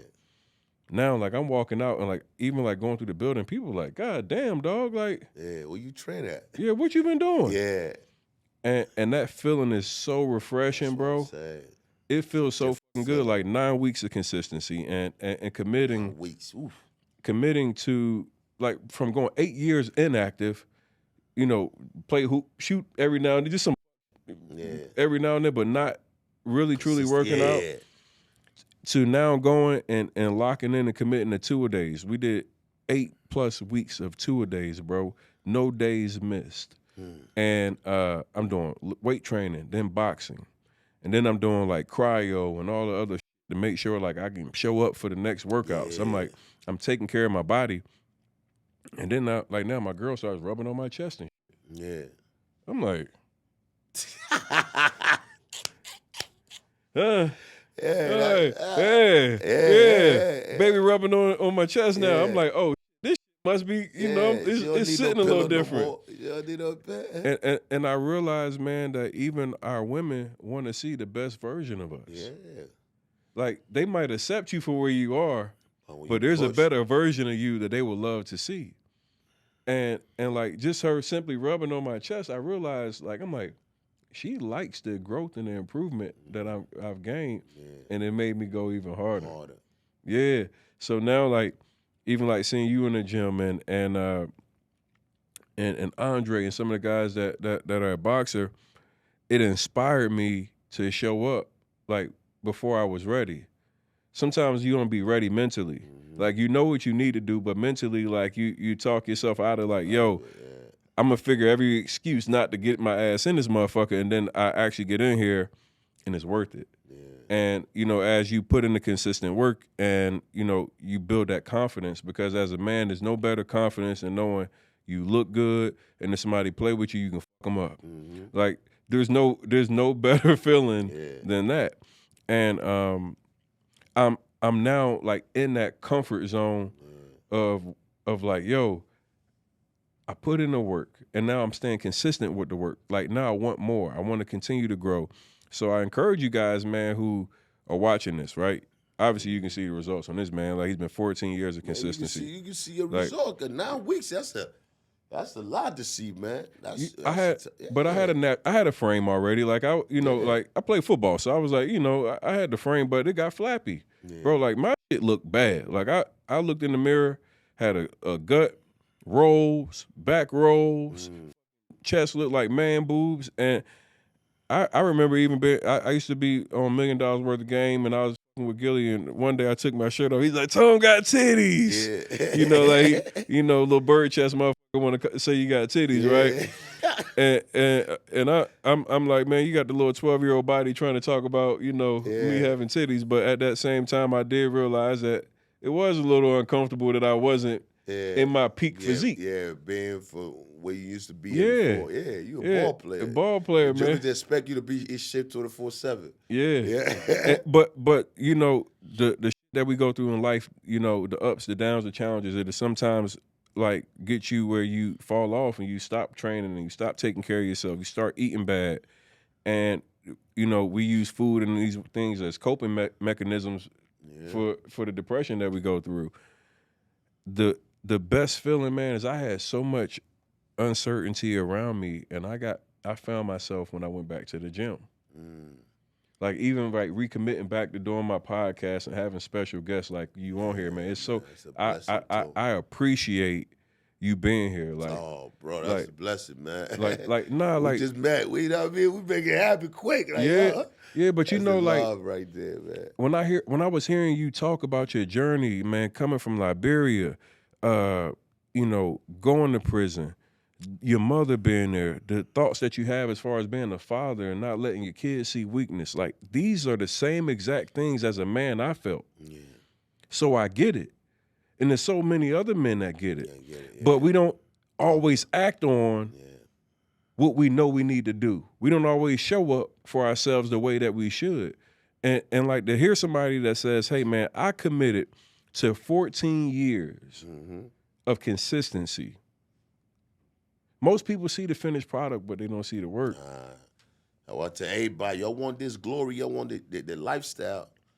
But if I fall back and say walk in my shoe in one day, you ain't going through 700 reps, bro. You're not doing that when you come from traveling and you gotta go back. You're not doing that. You're not waking up 5. And now the thing I do now with my kids, my daughter, I got my son 16, I got 16, 15, and 14, and my daughter 11 and 10. So what I do now, I wake them up 4:45.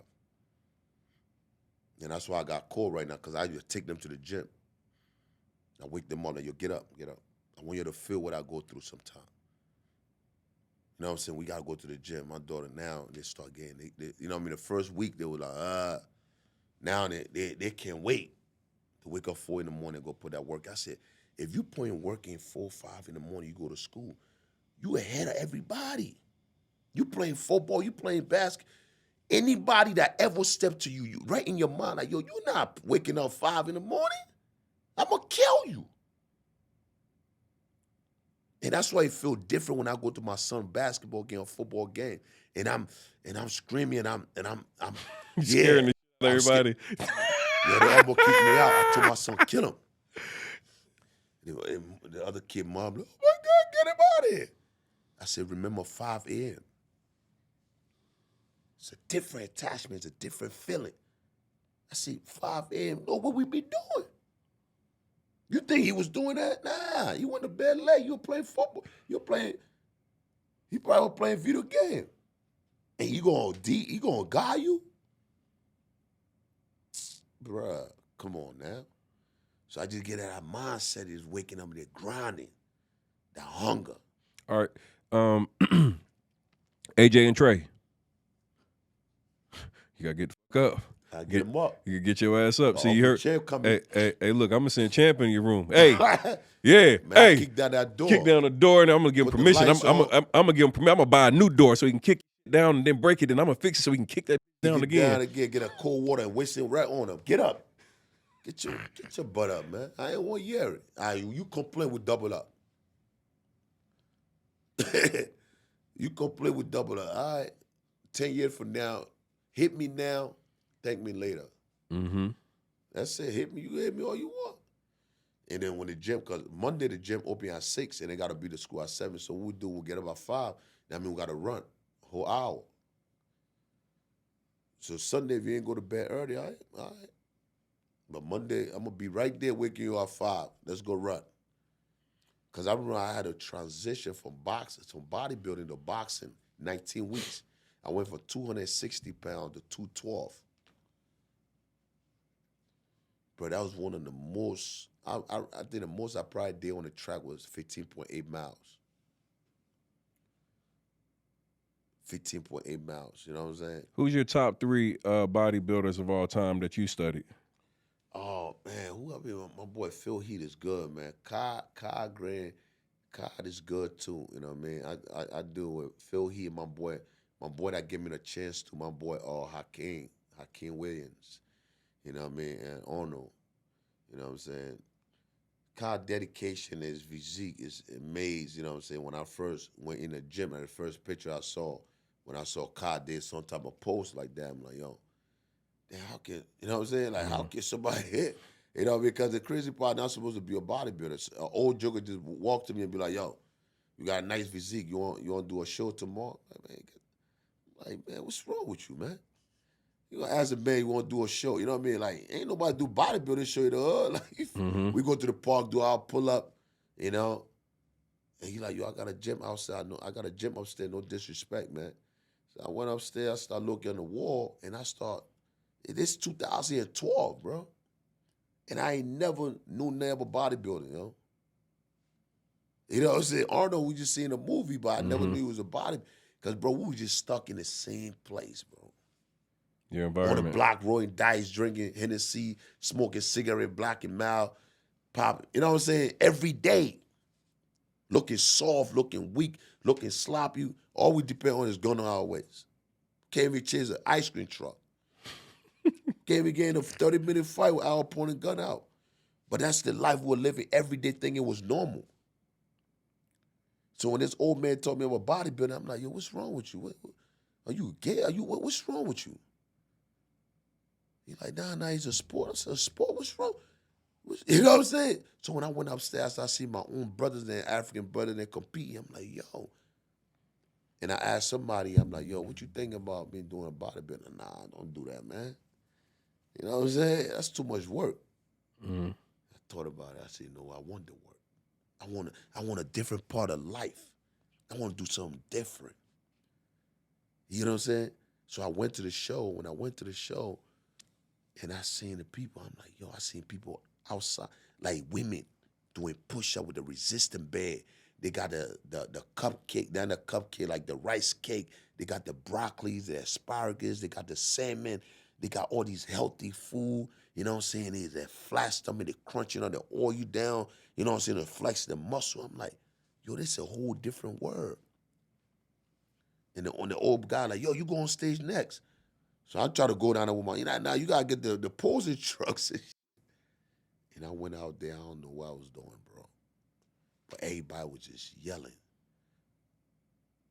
Everybody was just celebrating, like, yo, squeeze your arm. Yo, go like this. Your legs, flex your legs. I'm like, how the hell I flex my leg? You know what I'm saying? And the crazy part, I came first place my first show. God, dog. They didn't even know nothing I was doing. Wow. And one of the judges like, yo, I got a gym, man. Calling God. You're like, yo, I got a gym. You got a potential.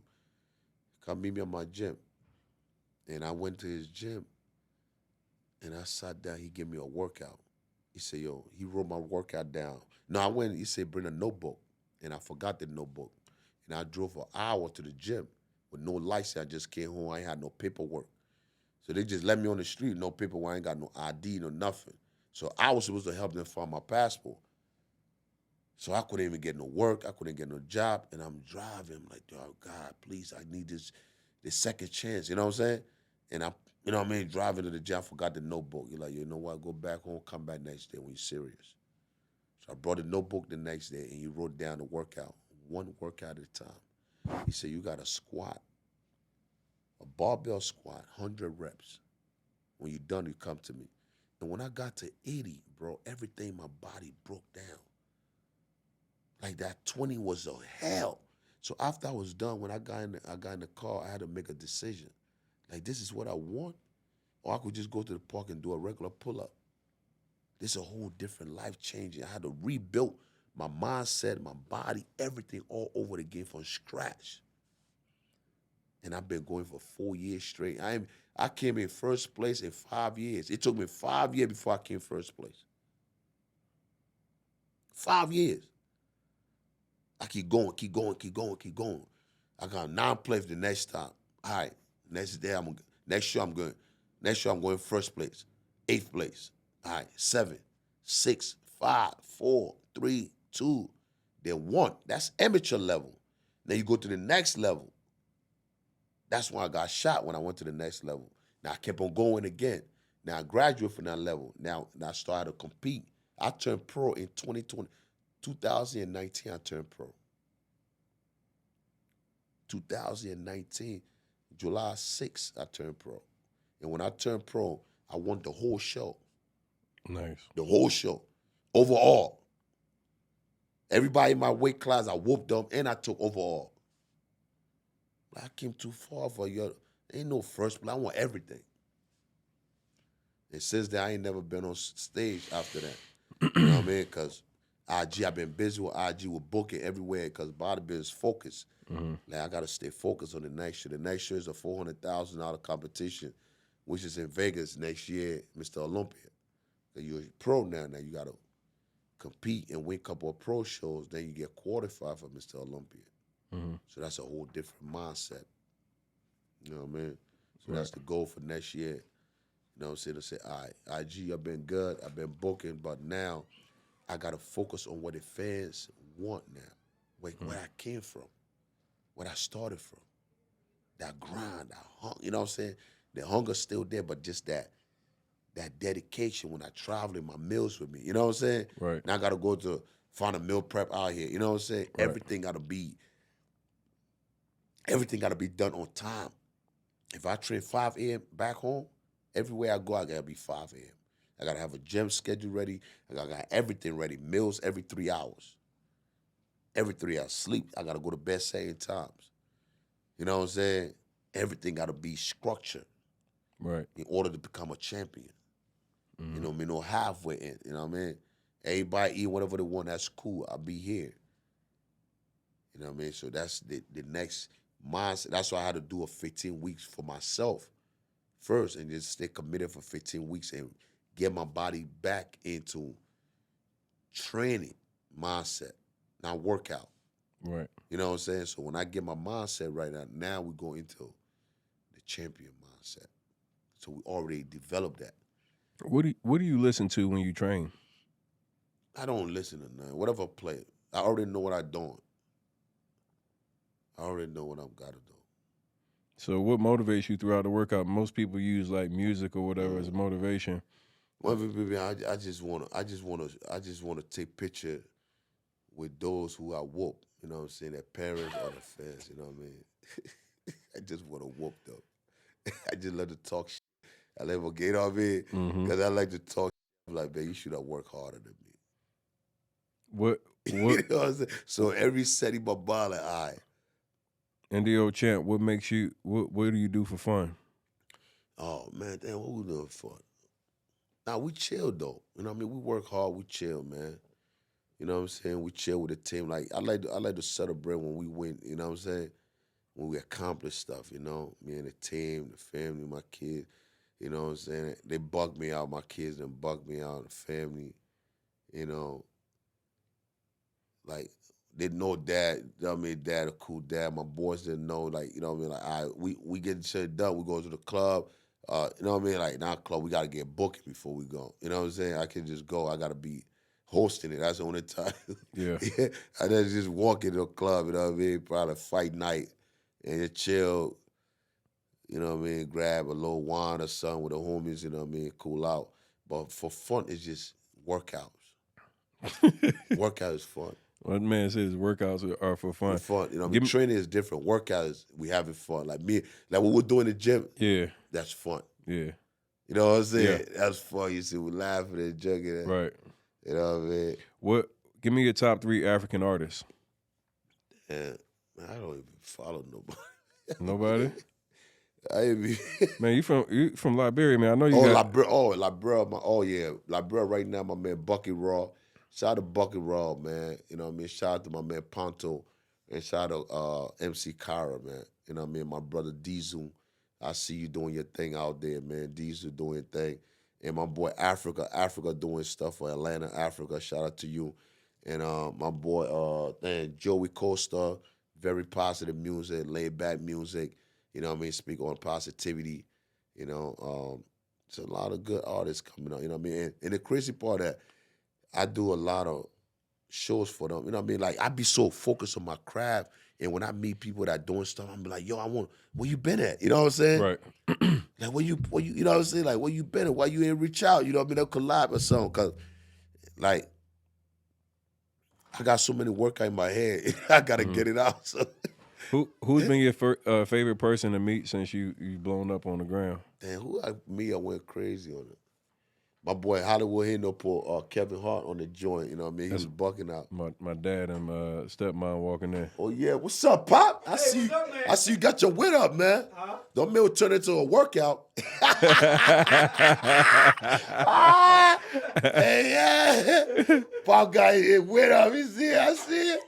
I see you, champ. Yeah, you got the shoulder. Hey, see, this is why I let them go hard in the gym, man. You don't go outwork me out here, Pop. I love my OGs, man. I love them, especially when they get it. You know what I mean? So you already know where you're gonna be at. Like, damn, you know what I mean? I got a lot of work to put in. You know, no days off. But yeah. And what was that? I'm kind of free firing now. I like trying to get some of the your top things you like to do at the end. What's your biggest regret? Damn. If you talk about regret, it's like everything it was written for us to go through what we've been through to make us who we are, you know? And when you go through all these stuff and you sit back like, man, what did I regret? But if it never happens, who would I be? You know what I'm saying? Where would I be at during them tough times? You know what I mean? Sometimes God would put you in a situation you think is wrong, but He try to get you away from certain people or certain things and be like, yo, all right, let me see if this people worth being around me. If I'm, you know what I'm saying? Like, it's another job you got for me, but you got to be tough mentally. You got to discipline your mind, you know what I mean? And when we regret them moments, you know what I mean? Like, what is it for? You know? So I don't regret. I don't regret nothing that I did. Everything I did, I did according to it. And that's why my video could be all over the world and nobody could ever point a finger and say, that man ratted on me. That man told on me. That man did something to me that I ain't deserve. You understand what I'm saying? I do remember what we had asked a second ago. I was asking, who was your favorite person that you met since you've blown up on IG? Oh, man. I spoke to Kevin Hart. I met Kev. Kev bugged out, man. Kev funny as hell. Yeah. Yeah, Kev, he was funny as hell. He don't put him a FaceTime with me. He was bugging out. Damn, who else? I got to get Kevin Hart on the show. Yeah, Kev. Yeah. Yeah, I went. Yeah, Michael Blackson. Make sure I met him personally, face to face. He like, yo, you gotta meet Kev. Let's go. I was in L.A. He like, yo, pack. Come on, let's get in the car. I gotta take you to Kev. You know what I mean? Mm-hmm. And we went upstairs during the pandemic. He was shooting something for Netflix, and I'm like, yo, Kev, this your lost brother. Y'all gotta do a movie called Lost Brother. You know what I'm saying? And a lot of people, when I do a video, when I had my mohawk, they were like, yo, Kevin Hart started working out. You know what I mean? But like he ready for it. I already watched him one time in Jersey. Like he ready funny in real life. It's like his joke had me bugging out. You know what I mean? I love, you know what I mean? I just love to laugh sometimes, man. Mm-hmm. Yeah, it's cool. Yeah, him. Flavor Flav had me bugging too. When you saw me just start doing the walk, and one of the shocking moments in my life, I'm like, yo, the man said, oh, Champ, watch me do the walk. I said, this man don't even, he saw me at the celebrity boxing, he just started doing the walk. And I'm like, yo, like the impact, you know what I mean, the smallest the things that you do that come naturally, people just gravitate to it. You know what I'm saying? It show us power. Like when we step in the building, the walk show us power. Like we run this. You know what I'm saying? Like we the big dog. You know what I mean? we the big dog when we come through. That's the first thing I noticed when I went to your page. I said, yo, this dude is walking into this damn place looking like he Debo. And we own this spot, right? And that's what the kids do now. So the kids, they do the walk, you know what I'm saying? They do the champ walk, you know what I mean? Like, yo, I am the champ, you know what I mean? They be tagging me like, you're champ.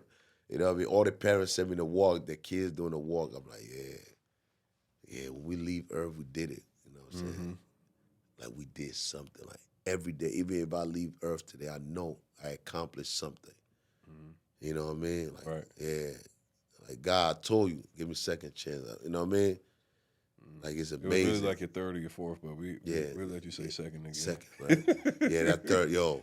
Yeah, I know. He gave you the second, and you went and beat up the Oh yeah, man. Yeah. So the third one, cause that one hurt me, man. He's like saying it. I'm like, you know what I'm saying? I'm going through that 45 days. Like, how?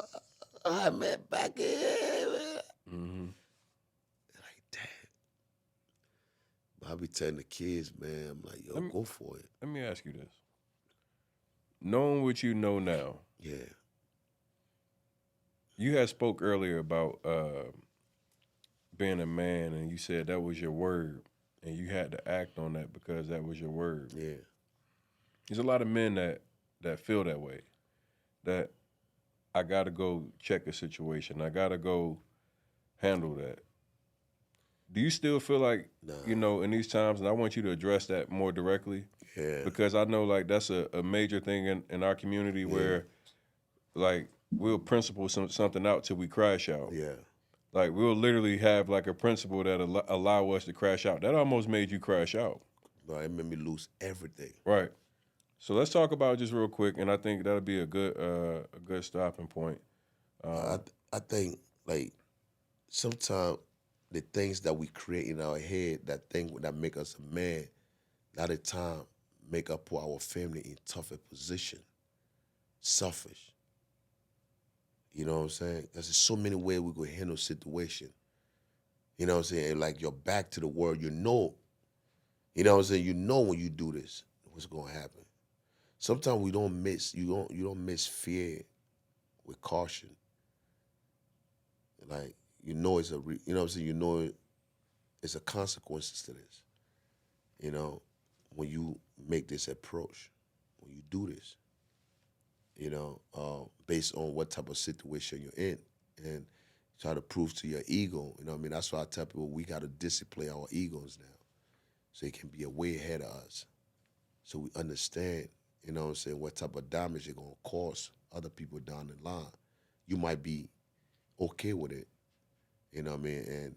And say, all right, I did what I had to do. It's like you go to a job, because I had to go through it, you know what I mean, in order to experience, you know what I mean? You go to a job and you know this job feeding your family.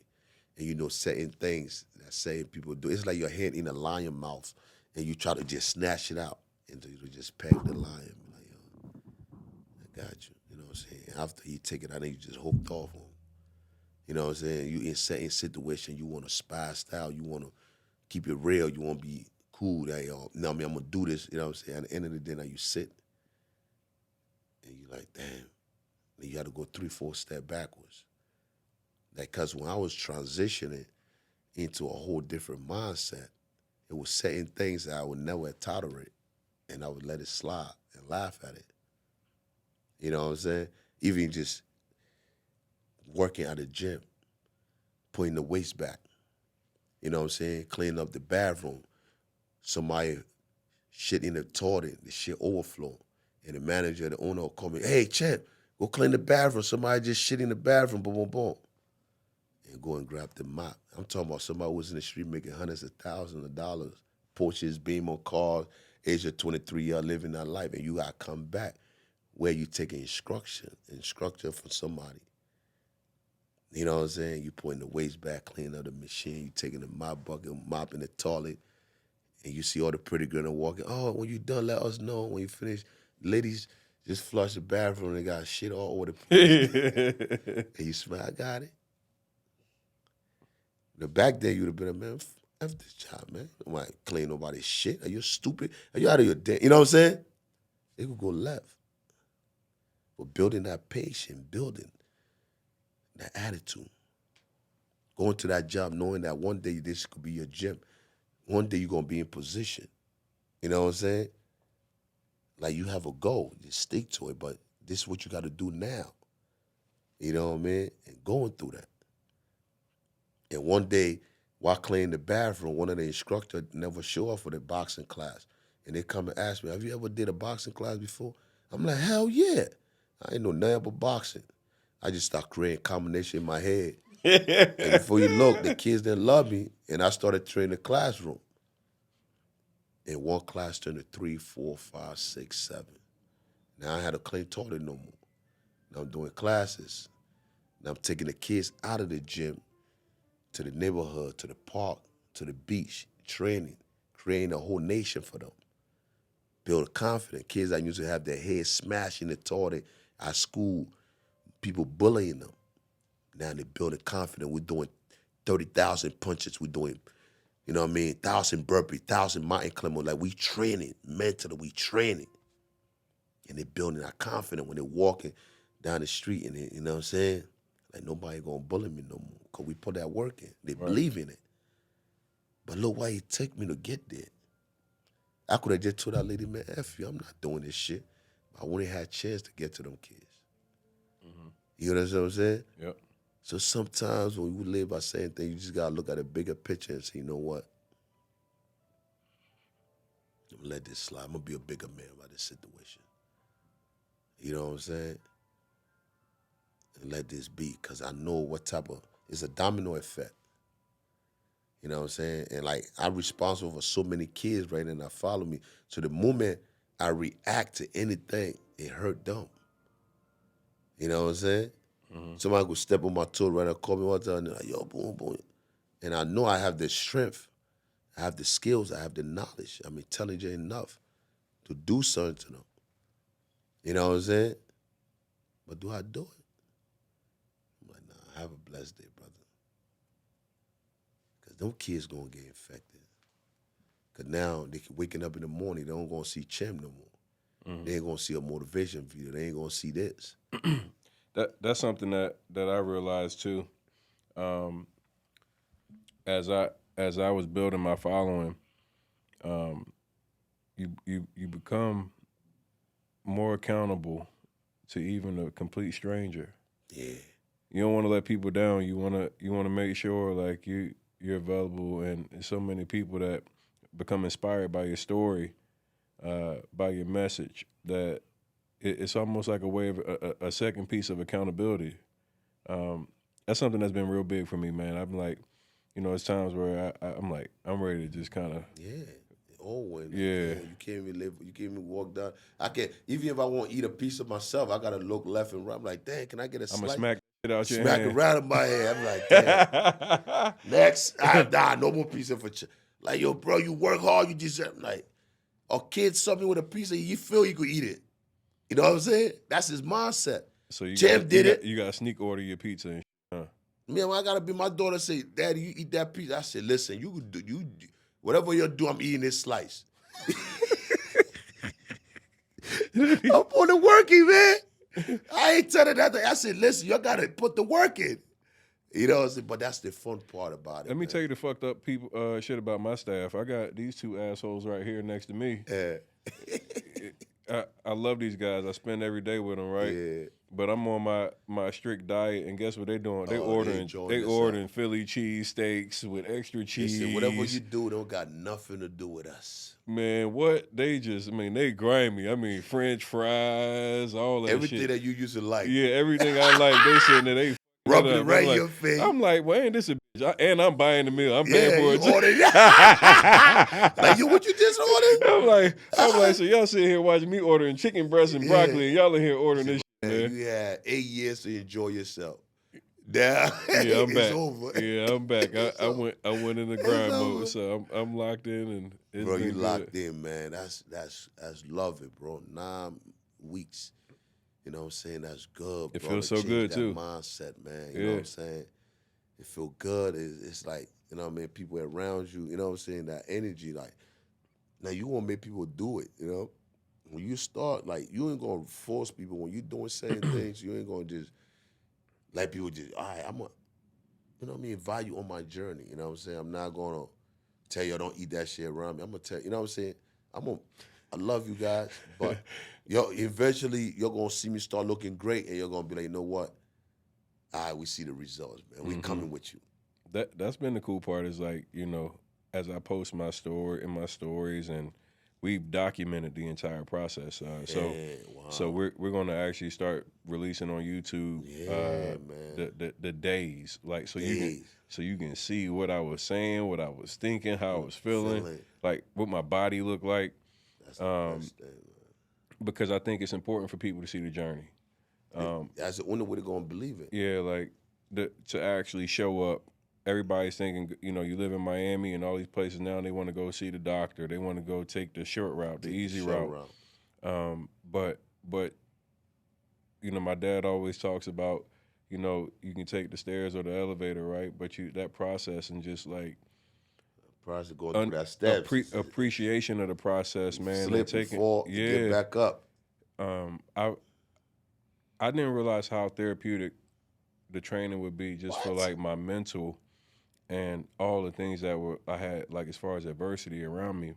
It really blocked it.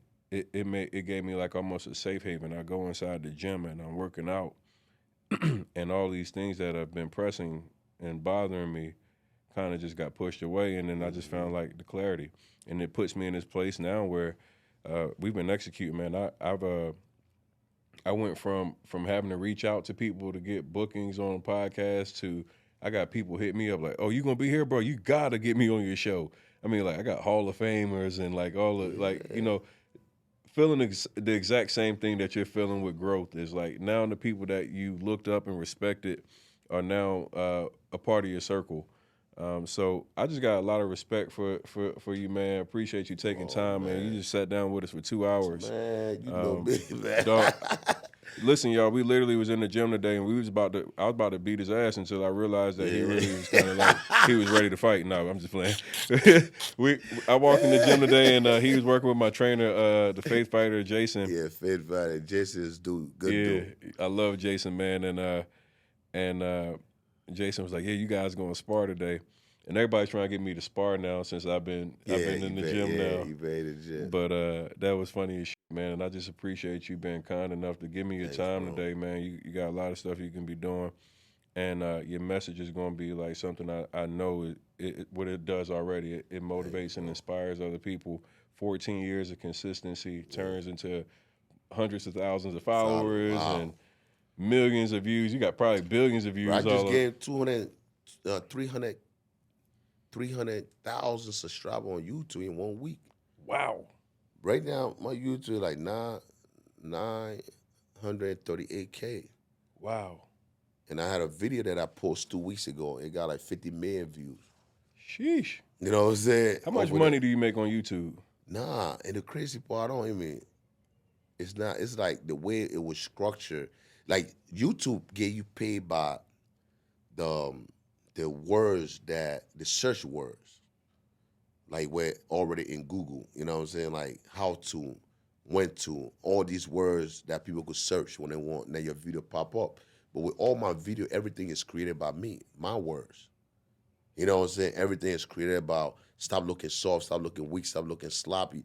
Everything that I create, you know what I'm saying? I create my own words, so my fans use my words to find my video. Google don't. You know what I'm saying? So I'm not going through Google. So the only thing I'm probably going to get paid off of, like shorts. So I think they passed a bill where they give out money for shorts now. So those millions of views that you got, you're not really making much off? So I could start using videos on like different technique with going through Google. You know what I'm saying? I'll probably make a video like how to get bigger legs, how to get bigger back. You know what I'm saying? How to prevent injury. You know what I mean? Stuff like that I start working on. But my focus was building Instagram before YouTube. Right. You know what I'm saying? Yeah. But YouTube just happened to Man, your YouTube is going crazy. You said 200,000 subscribers in a week. Yeah, in a week. Sheesh. Yeah, that shit. It was like 600K. Then I wake up a week before. What the hell you do? Was it a post that went No, crazy? I started doing, like, you know what I mean? I started doing a lot of motivation videos that I've been touching a lot of people, and they start sharing it. You know what I'm saying? Yeah, shorts and long video too. Okay. So a lot of shorts too, like a lot of different skits. I was doing like about 10 skits a day on YouTube. Okay. So when you do like 10 skits on shorts, you never know which one going to take off. Yeah, I did a short the other day with T.I. It's got like 1 million views. I was like, damn. You know, yeah. So the shorts definitely are. Yeah, so if people are easy, faster, people go sit and watch, and then boom, they're out. They go share it to So shorts is in. Shorts is what it's in. That's the game you're giving us today. Yeah, so a lot of people listen, 10 shorts a day. Start with 10. You already got content from IG. Transfer it to your shorts. Change the caption. You know what I'm saying? Create a caption that people could search, that's searchable. You know what I mean? With me, I'll create my own thing that my fans know me for. So they know if I go on Champ YouTube, a bodybuilder catch somebody eating sloppy, or, you know what I'm saying, a trainer caught his man slacking, missing a day off. You know what I mean? So that's my turn. You know what I mean? So that's what worked for me. But if you have 10 videos, you do 10 a day. And one of my boys like, yo, why we gotta do 10 a day? I said, don't worry. Trust me. If you put 1 a day, don't go viral. Imagine you have 10, even 2. You know what I'm saying? Because everything, you know what I mean? You never know what somebody might like. Right. So if you do 10 a day for a week, so in a week, I got 20 videos, I got over 9 million views. Wow. 20 videos over 9 millions. 20. all in the men's, not men, Shorts. shorts. Shorts. Okay. That's it. Okay. Flooded the whole joint with shorts. You leave it. Let it go do what it do. Okay. I'm gonna take. Hey, one thing. I'm an action taker. I'm gonna be. I'm gonna be posting shorts. Hey, look, y'all know now. Yeah. So all this you take a topic like that somebody would grab, you know what I'm saying, and just turn it into a short. Everybody's it's basically competing with TikTok. Everybody's now in that short form content. TikTok always bomb me. It's just my walk that would shut me down. Yeah, so TikTok bombed me for anything I put real estate. I put real estate, they put drugs related. I'm like, what? Yeah, like what's up? So you know what? What I do now, I just put motivation video. You know what I'm saying? Whatever motivation video I make, I just put it. That walk is pretty intimidating. I'll flag you for just walking like that. Just walk, bro. I said, bro, I'm walking. And when the people see it, they get scared at it. You know what I mean? No, the guideline, violated the guideline, the community. Last thing, and I'm gonna let you go. I'm gonna put one more social media question. I like asking this stuff in my own personal. Yeah. I heard you talk about your posting schedule for IG. Yeah. Can you just go through that one time for us real quick? Because, you know, when we started IG, it wasn't no structure. Everybody started at the same time. You know what I mean? 2012, that's when IG came out. So what I was doing back then, that worked for me, you know what I'm saying? I used to post like 7 videos a day. And for people, like you want people to see you every day. So now we at the level now where, you know what I mean, everything is instant, it's fast. So now I do 3 posts. If I could do 3 posts a day, I'm good. So 5 o'clock in the morning, I know somebody going to work. They need to listen to something. Champ got to be in your ear. I got to talk to you about something. If it ain't about you, then keep it moving. But somebody going to be feeling what I'm saying. You know what I'm saying? Somebody need to hear this. So 5 in the morning to 12 o'clock, I'm in your ear, motivate you. Get up. Whatever job you're going, whatever depression you're going, it's going to be all right. You're going to be okay. We're going to make it through this day. You know what I'm saying? Whatever motivation, whatever topic I press on. Then 12 o'clock, I might put a skit on where people are at a lunch break, they're chilling. You know what I'm saying? Boom, they want to laugh, the job stressed out, the client. That's that 31 hour to 45 minutes they have. To put a smile on their face. They see the walk, they see the kick, Champ bugging them out. They laughing, oh my God, boom. You know what I'm saying? Or sometimes I have sponsors that giving out, you know what I'm saying, car sponsorship. You want to get a car? All right, this is the best car dealership. You want a supplements? You want your diet? You want to get the best protein? All right, I'm sponsored by them. You know what I'm saying? You need technology for your phone. You know what I'm saying? Magnetic to stick your phone out. You ain't need a tripod. I have these type of sponsors. You know what I'm saying? So I put sponsor in between them days that is scheduled for. So you still get entertainment by Champ, but I'm going to just throw the sponsor in there. Right. I saw that. I peeped that. So I like that. You know Hey, look, you had a couple very, very, very cool ones I watched. You had the Yeah. basketball court with the one with the kids with the protein drink. With the protein drink, bring that community into it. I saw the one you did with the with Easy reach. that was the dope. girl. That was dope. was So you got some creative. Yeah, I like so- the way you implemented it into your work. I don't take it away from my fans. They still get Champ, but the sponsors still get what they want. Right. My fans get what they want. Right. You know what I'm saying? They get action. They get Champ being mad. Champ doing what he's doing. You know what I'm saying? Yeah. So that's the mindset I created. You know what I mean? What would I want to see? That's how I create my content. You know what I mean? I didn't want to be bored. I want to, you know what I mean, have some action in it where I'm promoting to them. Right. Now you just come here. Hey guys, can you please go buy this? This is one of the best. You made it actually. Like, Now you're making it like, you know what I'm entertainment. saying? Yeah. All right, Champ. We come on your platform to see, you know what I'm saying? So you flex everything you're doing. You create a content in your head, then you transfer it to your heart, then you live it. I like that. Then when you deliver it, you see my body language. I'm going with it. I'm delivering it. So you following the flow. Some people just jump, hey, God, nah, don't do it.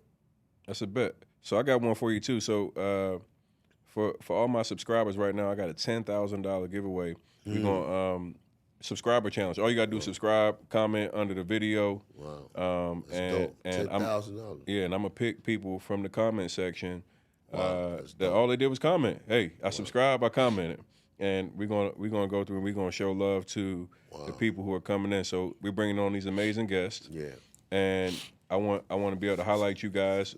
This is something that, like, I think a lot of people are gonna really enjoy your story. We're gonna add some of your skits on here, and they get to actually get a chance at winning $10,000. So wow. Yeah. I'm about to go comment myself. I might win. Listen, guys, this haven't been done. If I was you right now, I would create 20 Instagram right now. But go listen, man. My brother, it's amazing, bro. Giving back, man. There's somebody out there that need that, man. You know what I'm saying? Go do what you got to do, man. Comment, subscribe to the channel. Just comment, man. Comment with your heart. Like, yo, I love this story, boom, boom, boom. Or ask questions. Whatever me and my brother discussing, you want to ask a question in your comment. Mm-hmm. You know what I'm saying? How you been through this? Why you did this? How, you know what I'm saying? Make it useful. Yep. Wow. Yeah, so that's one of the things that I've done over the past 3 years is I like education, entertainment, but I like doing like philanthropist type work. And I've given back hundreds of thousands of dollars to my supporters, my followers, my subscribers. So make sure you guys like this video. Go follow NDO Champ. Go subscribe to his YouTube channel, right? Go follow him on IG. And then make sure that you damn sure subscribe to Tony the Clothes on YouTube, IG. Comment below in this video. Like, share it to a friend and another friend. We got a $10,000 giveaway. You might be the person that's eligible to win. Get your ass up. Get your ass up and go do what you got to do, baby. Let's get it. It's a wrap. Tony the Closure, my brother.